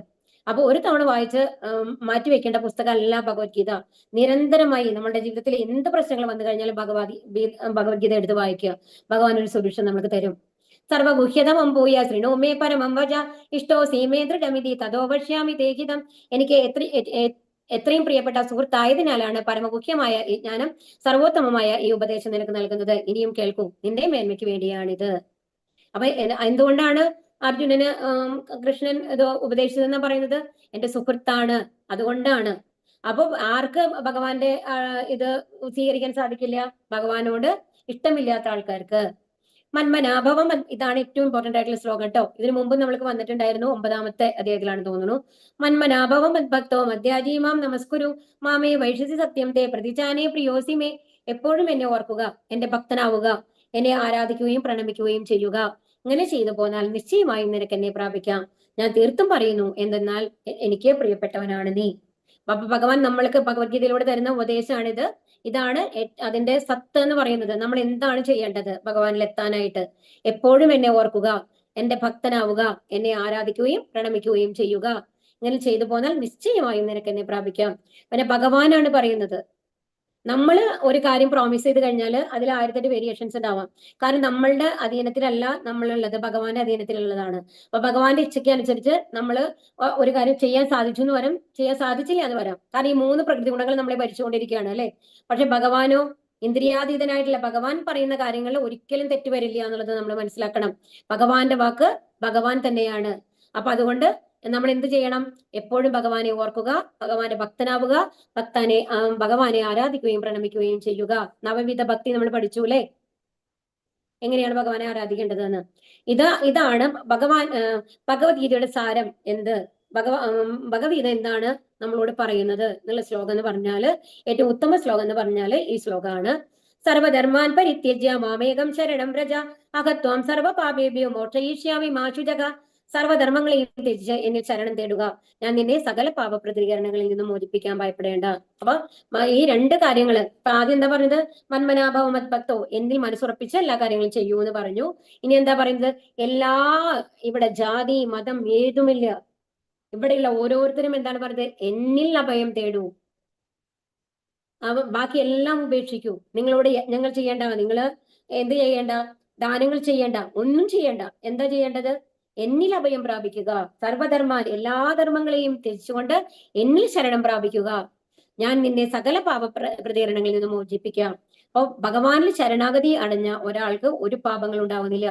എത്രയോ കോടി ജന്മങ്ങളായി ചെയ്ത പാപങ്ങളെ ഭഗവാൻ തിരിച്ചെടുക്കുന്നു എന്നാണ് ഭഗവാൻ നമുക്ക് തരുന്ന പ്രോമിസ്. എത്ര വലിയ പ്രോമിസ് ആണെന്ന് ആലോചിച്ച് നോക്കൂ.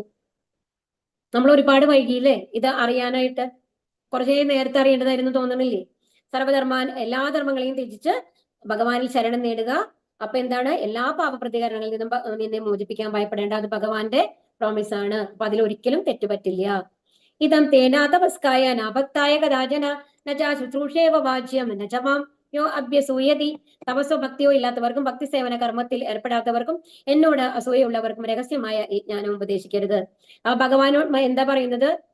ഇത് ആർക്കും ഉപദേശിച്ചു കൊടുക്കാൻ പാടില്ല? ഭഗവത് ഭക്തി ഇല്ലാത്ത ആൾക്കാർക്ക്, ഭഗവാനോട് അസൂയ ഇല്ലാത്ത ആൾക്കാർക്ക്. എന്താ കാരണം? അപ്പൊ അസൂയുള്ള ആൾക്കാർക്ക് പോയി കഴിഞ്ഞാൽ എന്താ ഭഗവാൻ എന്താ ആവാൻ പോണേ? ഭഗവാൻ ഇതിനും മേലെയല്ലേ. പിന്നെ എന്താ ഇങ്ങനത്തെ ഒരു ഉപദേശം പറയുന്നത് നമുക്ക് തോന്നാം. എന്താ കാരണം? അങ്ങനെ അസൂയുള്ള ആൾക്കാരോട് ഇപ്പൊ നമ്മൾ ഹരേകൃഷ്ണ മന്ത്രം ജപിക്കുകയാണ്, അങ്ങനത്തെ ആൾക്കാരെ ചോദിച്ചു, എന്താ നിങ്ങൾ ജപിക്കണേ? ഇത് എന്ത് മന്ത്ര? ഇതൊക്കെ ഒരു മന്ത്രമാണ് എന്ന് ചോദിക്കുകയാണെന്ന് വെക്കൂ. അപ്പൊ എന്താണ്ട് അവിടെ എന്നുണ്ടെങ്കിൽ അവരെ ലെവലിൽ നിന്ന് വീണ്ടും ഡിഗ്രേഡ് ആയിട്ട് പോവാണ്. അവര് കൂടുതൽ അധപ്പതിക്കാണ്. അതിന് നമ്മളൊരു കാരണമാണ് അല്ലെ? നമ്മൾ ഹരേകൃഷ്ണ ജപിക്കുന്നത് കേട്ടിട്ടാണ് അവർ അങ്ങനത്തെ ഒരു കമന്റ് അവർക്ക് വരുന്നത്. ആ കമന്റ് കൊണ്ടാണ് അവർ വീണ്ടും ഡിഗ്രേഡ് ആയിട്ട് പോകുന്നത്, പാപങ്ങളിലേക്ക് വഴുതുന്നത്. അപ്പൊ അങ്ങനത്തെ ഒരു ഇത് നമ്മൾ സിറ്റുവേഷൻ നമ്മൾ ഉണ്ടാക്കണ്ട. അങ്ങനത്തെ ആൾക്കാരോട് ഇങ്ങനത്തെ കാര്യങ്ങൾ പറയാൻ പോകരുത്. മനസ്സിലാക്കാത്ത ആൾക്കാർക്ക് അവിടെ പറഞ്ഞു കൊടുക്കരുത്. ഇതിനോട് ആഗ്രഹമുള്ള ആൾക്കാരോട് മാത്രമാണ് ഭഗവത്ഗീത പറയാൻ പാടുള്ളൂ. അതിന് കാരണം ഇതാണ്. അപ്പൊ തപസ്സോ ഭക്തിയോ ഇല്ലാത്തവർക്കും ഭഗവത് സേവന കർമ്മത്തിൽ ഏർപ്പെടാത്തവർക്കും എന്നോട് അസൂയുള്ളവർക്കും രഹസ്യമായി ജ്ഞാനം ഉപദേശിക്കരുത്. യൈദം പരമം ഗുഹ്യം മദ്ഭക്തേഷു ധാസ്യതി ഭക്തിം മയി പരാം കൃത്വ മാമേ വൈഷത്യ സംശയഃ. പരമരഹസ്യമായ ജ്ഞാനത്തെ എന്റെ ഭക്തന്മാർക്ക് ഉപദേശിക്കുന്നവന് ശുദ്ധ ഭക്തിയുത സേവനം സുനിശ്ചിതമാണ്. അവസാനം അയാൾ എന്നിലേക്ക് തന്നെ തിരിച്ചെത്തും. എന്നാൽ എന്താണ് പറയുന്നത് ഭഗവാൻ? ഭക്തന്മാർക്ക് ഭഗവാനെ കുറിച്ച് അറിയാൻ ആഗ്രഹമുള്ള ആൾക്കാർക്ക് എല്ലാവർക്കും ഇത് പറഞ്ഞു കൊടുക്കുക. ഭഗവത്ഗീത നമ്മൾ എന്ത് പഠിച്ചു, അങ്ങനത്തെ ആൾക്കാരാണ് എനിക്ക് ഏറ്റവും ഇഷ്ടപ്പെട്ടത് എന്നാണ് പറയുന്നത്. അപ്പൊ നമ്മുടെ ഓരോരുത്തരും ഇത് കേൾക്കുന്ന ഓരോ ആൾക്കാരും എന്താണ് വിചാരിക്കേണ്ടത്? എന്തെങ്കിലും ഈ തരത്തില് ഇപ്പൊ ഒന്നുമില്ല, നമ്മൾ ഈ ലിങ്ക് നമ്മൾക്ക് അറിയുന്ന എല്ലാവർക്കും ഒന്ന് അയച്ചു കൊടുക്കുക. ആരെങ്കിലും ഒരാൾ ഇതിൽ വന്നു കഴിഞ്ഞാൽ അത് ഭഗവാന്റെ പ്രീതിപ്പെടുത്തുന്നതാണ്. നമ്മൾ ഭഗവാന്റെ ഒരു ഗുഡ് ലിസ്റ്റിൽ വരികയാണ് എന്ന് ആലോചിക്കണം. അപ്പൊ ഒരാളെയെങ്കിലും ഇതിൽ എത്തിക്കാൻ നമുക്ക് സാധിച്ചാൽ അത് നമ്മളെ ഏറ്റവും വലിയ അനുഗ്രഹമാണ്. ഭഗവാൻ നമ്മൾക്ക് തരുന്ന ഒരു അനുഗ്രഹമായിട്ട് നമുക്ക് എടുക്കാം. നമ്മുടെ ഭഗവാന്റെ പ്രിയപ്പെട്ടവരുടെ ലിസ്റ്റിൽ നമ്മൾ വരും. തസ്മാൻ മനുഷ്യേഷു കശ്ചന്മേ പ്രിയ കൃത്രിമഃ ഭവിദാനചതമേ നചമേ തസ്മാൻ അന്യപ്രിയ തരോഭുവി. അങ്ങനെയുള്ള ഒരു ഭൃത്യനേക്കാൾ എനിക്ക് പ്രിയങ്കരനായിട്ട് ഈ ലോകത്ത് മറ്റാരില്ല, ഇനി ഒരിക്കലും ഉണ്ടാവുകയുമില്ല. ഭഗവത്ഗീത മറ്റൊരാൾക്ക് പറഞ്ഞു കൊടുക്കുന്ന ഒരാളാണ്, അല്ലെങ്കിൽ ഭാഗവതം മറ്റൊരാൾക്ക് പറഞ്ഞു കൊടുക്കുന്ന ഒരാളാണ്. അങ്ങനെയെന്നുണ്ടെങ്കിൽ അവരാണ് ഏറ്റവും ഭഗവാന് പ്രിയപ്പെട്ടവർ. അങ്ങനെ ഒരു ശുദ്ധഭക്തനായിട്ട് തീർന്ന ഒരാളുടെ ലൈഫിൽ വരുന്ന അവരുടെ തലമുറ, അവരുടെ പാരന്റ്സ് ഉണ്ടല്ലോ, പിന്നിലത്തെ തലമുറ, പാരന്റ്സിന്റെ പാരന്റ്സ്, അവർക്കൊക്കെ മോക്ഷം കിട്ടാത്ത ആൾക്കാർക്ക് ഒരു മോക്ഷം ഭഗവാൻ കൊടുക്കുന്നതാണ് പറയുന്നത് 21 തലമുറയ്ക്ക്. അപ്പൊ നമ്മൾക്ക് എന്ന് പറയുമ്പോൾ നമ്മൾ എന്താ ആലോചിക്കേണ്ടതെന്നുണ്ടെങ്കിൽ, നിങ്ങൾ ഹരേകൃഷ്ണ മന്ത്രം ജപിക്കാൻ തുടങ്ങിയിട്ടുണ്ടെങ്കിൽ, ഭക്തിയുത സേവനങ്ങൾ ചെയ്യുന്നുണ്ടെന്നുണ്ടെങ്കിൽ, മറ്റേത് തരത്തിലുള്ള പണം കൊണ്ടോ ദേഹം കൊണ്ടോ നിങ്ങളുടെ പാരന്റ്സിന് കൊടുക്കാൻ കഴിയുന്നതിനേക്കാൾ ഏറ്റവും മഹത്തായ സേവനമാണ് നിങ്ങൾ അവർക്ക് വേണ്ടി ചെയ്യുന്നതെന്ന് മനസ്സിലാക്കുക. കാരണം അവരെ ഭഗവാന്റെ അടുത്തേക്ക് കൊണ്ടുപോവാണ്, അതിന് നിങ്ങൾ ഹെൽപ്പ് ചെയ്യാണ് ചെയ്യുന്നത്. ഇത്രയും അവരത് ചെയ്യുന്നില്ലെങ്കിൽ കൂടി. അദ്യേഷ്യതേചയേമം ധർമ്മ്യം സംവാദമാവയോഹോ ജ്ഞാനയജ്ഞേന തേനാഹം ഇഷ്ടസ്യാമിതി മേ മതി. നമ്മൾ തമ്മിൽ നടത്തുന്ന പരിപാവനമായ ഈ സംഭാഷണം പഠിച്ചറിയുന്നവർ ബുദ്ധി കൊണ്ട് എന്നെ ആരാധിക്കുകയാണ് ചെയ്യുന്നതെന്ന് ഞാൻ പ്രഖ്യാപിക്കുന്നു. അപ്പൊ ഇത് ഈ സംഭാഷണം പഠിച്ച് മനസ്സിലാക്കിയ ആൾക്കാര് എന്താണ് ഭഗവാനെ ആരാധിക്കുന്നതിന് തുല്യമാണ് എന്നുള്ളതാണ് ഇവിടെ ഭഗവാൻ പറയുന്നത്. ശ്രദ്ധാവാനന സൂയേച്ച ശൃണൂയാദവിയോ നരക സ്വാമി മുക്ത ശുഭാം ലോകാൻ പ്രാപ്നുയാത് പുണ്യ കർമ്മണ. അസൂയ തീണ്ടാതെയും വിശ്വാസത്തോടുകൂടിയും ഇത് ശ്രദ്ധിക്കുന്നവൻ പാപപ്രതികരണങ്ങളിൽ നിന്ന് മുക്തനായും ഉണ്ണിമാക്കൾ വാഴുന്ന ശുഭങ്ങളായ ലോകങ്ങളിൽ എത്തും. തീർച്ചയായിട്ടും ഒരു ഭക്തിയോട് കൂടിയിട്ട് ഭഗവത്ഗീത പഠിക്കുകയാണെങ്കിൽ ഭഗവാന്റെ ലോകങ്ങൾ അല്ലെങ്കിൽ ഹയർ പ്ലാനറ്റ്സിലേക്ക് എത്തും എന്നുള്ളതാണ് പറയുന്നത്. കച്ചിദേതശ്രുതം പാർത്ത തൊയ്യഗ്രാഗ്രേണ ചേതസ കച്ചിദജ്ഞാന സമ്മോഹ പ്രാണഷ്ടസ്തേ ധനഞ്ജയ. കുന്തിപുത്രനായ ധനഞ്ജയ, നീ ഇതെല്ലാം ശ്രദ്ധയോടുകൂടി കേട്ടില്ലേ? അജ്ഞാനത്തിൽ നിന്നുള്ളവായ നിന്റെ വ്യാമോഹം ഇപ്പോൾ നീങ്ങിയില്ലേ? ഇപ്പൊ നിനക്കെല്ലാം മനസ്സിലായോ? ഇപ്പൊ എല്ലാം നിന്റെ സംശയങ്ങളൊക്കെ മാറിയോ എന്ന് ചോദിക്കുകയാണ് ഭഗവാൻ. നഷ്ടമോഹസ്മൃതിൽ ലബ്ധ അർജുനോവാച നഷ്ടമോഹസ്മൃതിൽ ലബ്ധ ത്വത്പ്രസാദാന്മയാച്യുത സ്ഥിതോസ്മി കഥ സന്ദേഹ കരിഷ്യേവ ജനം തവ. അർജുനൻ പറഞ്ഞു, അല്ലയോ പ്രിയപ്പെട്ട കൃഷ്ണ, ഹേ അച്യുത, ഇപ്പോൾ എന്റെ വ്യാമോഹം തീർന്നു. അങ്ങയുടെ കരുണ കൊണ്ട് ബുദ്ധി തിരിച്ചു കിട്ടി. ഞാൻ ഇപ്പോൾ ദൃഢനും സംശയരഹിതനുമാണ്. അങ്ങയുടെ ആജ്ഞയനുസരിച്ച് പ്രവർത്തിക്കാൻ ഞാൻ തയ്യാറായിരിക്കുന്നു. അപ്പൊ ഇപ്പോ അർജുനൻ പൂർണ്ണ ശരണാഗതി പ്രാപിച്ച് ഭഗവാനോട് പറയാണ്, എന്റെ എല്ലാ സംശയങ്ങളും തീർന്നു കൃഷ്ണ, അങ്ങയുടെ നിർദ്ദേശപ്രകാരം യുദ്ധം ചെയ്യാൻ ഞാൻ റെഡിയാണ്. ഇപ്പോഴും അർജുനന്റെ ഇത് മനസ്സിലായി. ശരിക്കുള്ള ഒരു ജ്ഞാനമാണ് അർജുന അടുത്താണ്. ഇപ്പോഴും എന്താണ് പൂർണ്ണ എന്താണ് അത്രയും പൊളൈറ്റ് ആയിട്ട് അത്രയും വിനയാന്വിതനായിട്ടാണ് ഭഗവാനോട് പറയുന്നത്, അങ്ങയുടെ ഞാൻ അനുസരിക്കുകയാണ്. ഇപ്പൊ എല്ലാ സംശയങ്ങളും തീർന്നു കഴിഞ്ഞാല് ജ്ഞാനം കിട്ടിക്കഴിഞ്ഞു അല്ലെ? ജ്ഞാനം കിട്ടിയ ഒരു അഹങ്കാരം ഉണ്ടോ അർജുനൻ? ഇല്ല. ആ ജ്ഞാനത്തോട് കൂടിയിട്ട് ഭഗവാനോട് എന്താ പറയുന്നത്? അങ്ങ് പറയുന്ന എന്തും അനുസരിക്കാൻ ഞാൻ തയ്യാറാണ്. അങ്ങനെയാണ് നമ്മൾ ഉണ്ടാവേണ്ടത്. നമ്മൾക്ക് കുറച്ച് വിവരം വന്നു, മറ്റുള്ളവരെക്കാളും കുറച്ചുകൂടി നമ്മൾ മേലെയാണെന്നൊക്കെ തോന്നിക്കഴിഞ്ഞാൽ നമ്മൾ എത്ര അഹങ്കരിക്കും അല്ലെ? അപ്പൊ യഥാർത്ഥ ജ്ഞാനം എന്ന് പറയുന്നത് നമ്മളെ ഇരുത്താണ് ചെയ്യുക. തൃണാദപി സുനി ചേന തരോരപി സഹിഷ്ണുന. സഞ്ജയോവാച ഇത്യഹം വാസുദേവസ്യ പാർത്ഥസ്യ ച മഹാത്മനഃ സംവാദമിവമശ്രൗഷ അദ്ഭുതം രോമഹർഷണം. സഞ്ജയൻ പറഞ്ഞു, ഇപ്രകാരം മഹാത്മാക്കളായ അർജുനന്മാർ തമ്മിൽ നടന്ന ഈ സംഭാഷണം ഞാൻ കേട്ടു. അത്ഭുതകരമായ ആ സന്ദേശം എന്നെ കോൾമയിൽ കൊള്ളിക്കുന്നു. അപ്പൊ സഞ്ജയൻ പറയാണ്, എനിക്ക് എന്താ പറയണ്ടേന്ന് അറിയില്ല. എനിക്കിത് കേൾക്കുമ്പോ എന്റെ ദേഹത്ത് മുഴുവൻ രോമങ്ങൾ എഴുന്നേറ്റ് നിൽക്കുന്ന മാതിരിയാണ് എനിക്ക് തോന്നുന്നത്. അത്രയും എനിക്കത് ഓരോ തവണ ഓർക്കുമ്പോഴും ആ ഭഗവാന്റെ വിശ്വരൂപം, അത് കഴിഞ്ഞിട്ട് അർജുനോട് പറയുന്നത് ഓരോ കാര്യങ്ങളും. അപ്പൊ ശരിക്കും സഞ്ജയൻ വന്നു കഴിഞ്ഞിട്ട് ഒരു ശുദ്ധഭക്തനായി മാറി ഭഗവത്ഗീത കേട്ടിട്ട്. വ്യാസപ്രസാദ ശ്രുത വാനേത ഗുഹ്യമഹംപരം യോഗം യോഗേശ്വരാത് കൃഷ്ണ സാക്ഷാത് കഥയത സ്വയം. യോഗേശ്വരനായ കൃഷ്ണൻ തന്നെ അർജുനന് പരമരഹസ്യമായ ഈ യോഗം ഉപദേശിച്ചത് വ്യാസദേവന്റെ അനുഗ്രഹത്താൽ എനിക്ക് നേരിട്ട് കേൾക്കാൻ ഇടവന്നു. വ്യാസദേവനോടുള്ള നന്ദിയും കൂടി പറയണം, ഗുരുവിനോടുള്ളത്. ഗുരു മൂലമാണ് ഇങ്ങനത്തെ ഒരു സാഹചര്യം എന്ത് കിട്ടിയതല്ലേ. ഗുരുക്കൾ എന്ന് പറയുന്നത് എത്ര മഹാന്മാരാണെന്ന് ആലോചിച്ച് നോക്കൂ. ഭഗവാനേക്കാളും കരുണ ഉള്ള ആൾക്കാരാണ് ഗുരുക്കൾ. ആ ഗുരുവിന്റെ അനുഗ്രഹം കൊണ്ടാണ് ഈ കണ്ണ് ലഭിച്ചത്, ഇത് കാണാൻ സാധിച്ചത് അല്ലെ, ഭഗവാനെ കാണാൻ സാധിച്ചത്, ഭഗവാന്റെ വാക്കുകൾ കേൾക്കാൻ സാധിച്ചത്. എത്ര മഹാഭാഗ്യമാണ് സഞ്ജയന് ലഭിച്ചത്. നമ്മളിപ്പോ പ്രഭാതയ്ക്ക് നന്ദി പറയാം അല്ലെ. പ്രഭാത മൂലമാണ് നമ്മൾക്ക് ഇത്രയും മനോഹരമായിട്ട് ഒരു എന്താ പറയാ ഭഗവാനെ കുറിച്ചുള്ള അറിവ് നമ്മൾക്ക് ലഭിക്കുന്നത് അല്ലെ, ഗുരു രൂപത്തില്. രാജൻ സംസ്മൃത്യ സംവാദം ഇമം അദ്ഭുതം കേശവാർജുനയോ പുണ്യം കൃഷ്യാമി ച മുഹുർമുഹു. കൃഷ്ണാർജുനന്മാരുടെ അദ്ഭുതകരമായ ഈ പുണ്യ സംവാദം വീണ്ടും വീണ്ടും ഓർത്തോർത്ത് ഞാൻ അനുനിമിഷം ആനന്ദപുളകിതനാകുന്നു രാജാവേ. പറയാണ് ധൃതരാഷ്ട്രോട്, എനിക്കിപ്പോ ആലോചിച്ച് കഴിഞ്ഞാൽ എനിക്ക് സന്തോഷം ഇങ്ങനെ വന്നുകൊണ്ടിരിക്കുകയാണ് എന്ന് പറയാണ്. തച്ച സംസ്മൃത്യ രൂപമത്യദ്ഭുതം ഹരേഹേ വിസ്മയോ മേ മഹാൻ രാജൻ കൃഷ്യാമി ച പുനഃ. അല്ലയോ രാജാവേ, കൃഷ്ണന്റെ അദ്ഭുതാവഹമായ ആ രൂപം ഓർക്കും തോറും എനിക്ക് വിസ്മയം വർദ്ധിക്കുന്നു, വീണ്ടും വീണ്ടും സന്തോഷമുണ്ടാകുന്നു. അപ്പൊ എന്താ പറയുന്നത്, എനിക്ക് ഭഗവാൻ എന്ന് പറഞ്ഞാൽ എന്താണ് അല്ലെ, ആ ഭഗവാന്റെ രൂപം കാണാൻ സാധിക്കുക എന്ന് പറഞ്ഞാലൊക്കെ എത്ര മഹാഭാഗ്യാണ്. അത് ഓർക്കുമ്പോഴേ നമ്മൾക്ക് ഇത്രയും കഥകളിൽ കേട്ടില്ല ഭഗവാന്റെ രൂപം ഓർക്കുമ്പോഴേ നമ്മൾക്ക് എത്ര ആനന്ദം ലഭിക്കുന്നുണ്ടെങ്കിൽ അത് യഥാർത്ഥമായിട്ട് കണ്ട ആ സഞ്ജയന്റെ അർജുനന്റെ ഒക്കെ അവസ്ഥ എന്താണെന്ന് ആലോചിച്ച് നോക്കൂ. അപ്പൊ എനിക്ക് വിസ്മയം വർദ്ധിക്കുന്നു, സന്തോഷമുണ്ടാകുന്നു എന്ന് പറയുകയാണ്. എത്ര യോഗേശ്വര കൃഷ്ണോ എത്ര പാർത്ഥ ധനുർധരഃ തത്ര ശ്രീർവിജയോർഭൂതിർ ധ്രുവാനീതിർമതിർമമ. എവിടെ യോഗേശ്വരനായ കൃഷ്ണനുണ്ടോ, എവിടെ വില്ലാളി വീരനായ അർജുനനുണ്ടോ, അവിടെയാണ് ഐശ്വര്യവും വിജയവും അസാധാരണ ശക്തിയും നീതിയും ഉള്ളത്. ഇതാണ് എന്റെ അഭിപ്രായം. അപ്പൊ ഇവിടെ എന്താ പറയുന്നത്, എത്ര യോഗീശ്വര കൃഷ്ണോ, എവിടെയാണോ കൃഷ്ണനുള്ളത്, എത്ര പാർത്ഥ ധനുർധരഃ. ഇവിടെ ഒരു കാര്യം ശ്രദ്ധിക്കണം, ധനുർധരഃ വെറുതെ പാർത്ഥാന്നല്ല പറഞ്ഞിട്ടുള്ളത്, ആയുധം ധരിച്ച ആരാണ്, പാർത്ഥനാണ്. അപ്പൊ നമ്മളിപ്പോ ആദ്യത്തെ ഇതിൽ എന്താ കണ്ടത്, ആദ്യത്തെ അധ്യായത്തിന്റെ അവസാനം എല്ലാം ഉപേക്ഷിച്ച് ആ ഗാണ്ഡീവം താഴെ വെച്ച അർജുനനാണ് അല്ലെ. അപ്പൊ നമ്മളോട് എന്താണ് പറയുന്നത്, എപ്പോഴും നമ്മുടെ കയ്യിൽ ഗാണ്ഡീവം ഉണ്ടാവണം.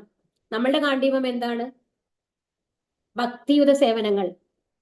അത് ഒരിക്കലും താഴെ വെക്കരുത് ഭഗവാൻ നമ്മൾക്ക് പറഞ്ഞു തരികയാണ് ഇവിടെ. നമ്മളുടെ ഗാണ്ഡീവം നമ്മൾക്ക് തന്നിരുന്നത്, അർജുനന്റെ ഗാണ്ഡീവം എന്ന് പറയുന്നത് ശരങ്ങൾ ഒഴിയാത്ത ആ വില്ലായിരുന്നു, അതിന് യുദ്ധം ചെയ്യാനുള്ളതായിരുന്നു അല്ലെ. നമ്മളുടെ ഗാണ്ഡീവം എന്താണ്, ഭഗവാനിലെത്താനുള്ളത്. നമ്മുടെ ആയുധം എന്താണ് ഭഗവാൻ നമ്മൾക്ക് തന്നിട്ടുള്ളത്, ഭക്തിയുത സേവനങ്ങൾ, ഹരേ കൃഷ്ണ മഹാമന്ത്രം എസ്പെഷ്യലി.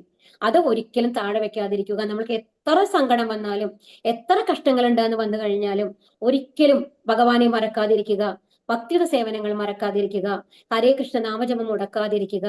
നിശ്ചയം ഒരു ദൃഢനിശ്ചയത്തോട് കൂടിയിട്ട് ഡെയിലി എന്നുള്ള ഇതിൽ ഒരിക്കലും മുടങ്ങാതെ അഹൈതുകി അപ്രതിഹത ഭഗവാനെ നമ്മൾ സ്മരിക്കുക. എന്താണ് പറഞ്ഞത്, മന്മനാഭവമൽബത്തോ മധ്യാജീമാം നമസ്കുരു അല്ലേ.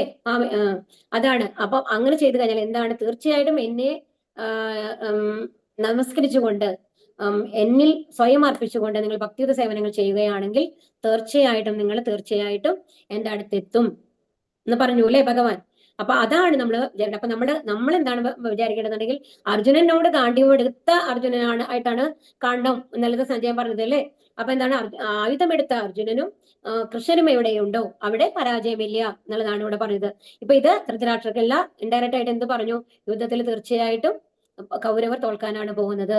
അർജുനനും ഭഗവാനും എവിടെയുണ്ടോ അവിടെ ഒരിക്കലും പരാജയം ഉണ്ടാവില്ല. പക്ഷെ ഇത് നമ്മൾക്ക് എന്താണ് ഭഗവാൻ ഇതിൽ കൂടി പറഞ്ഞു തരുന്നത്, ഒരിക്കലും ഭഗവാനിലെത്താനുള്ള മാർഗങ്ങൾ പറഞ്ഞു തന്നിട്ടുണ്ട്, അതൊരിക്കലും മറക്കാതിരിക്കുക. തീർച്ചയായും നവവിധ ഭക്തിയിൽ കൂടി ഭഗവാന്റെ ആരാധനയിൽ കൂടി ഹരേ കൃഷ്ണ മന്ത്രം ജപിച്ചുകൊണ്ട് നമ്മൾക്ക് ഭഗവാനിലേക്ക് എത്താൻ ശ്രമിക്കണം. ഹരേ കൃഷ്ണ ഹരേ കൃഷ്ണ ഹരേ കൃഷ്ണ കൃഷ്ണ കൃഷ്ണ ഹരേ ഹരേ, ഹരേ രാമ രാമ രാമ ഹരേ ഹരേ.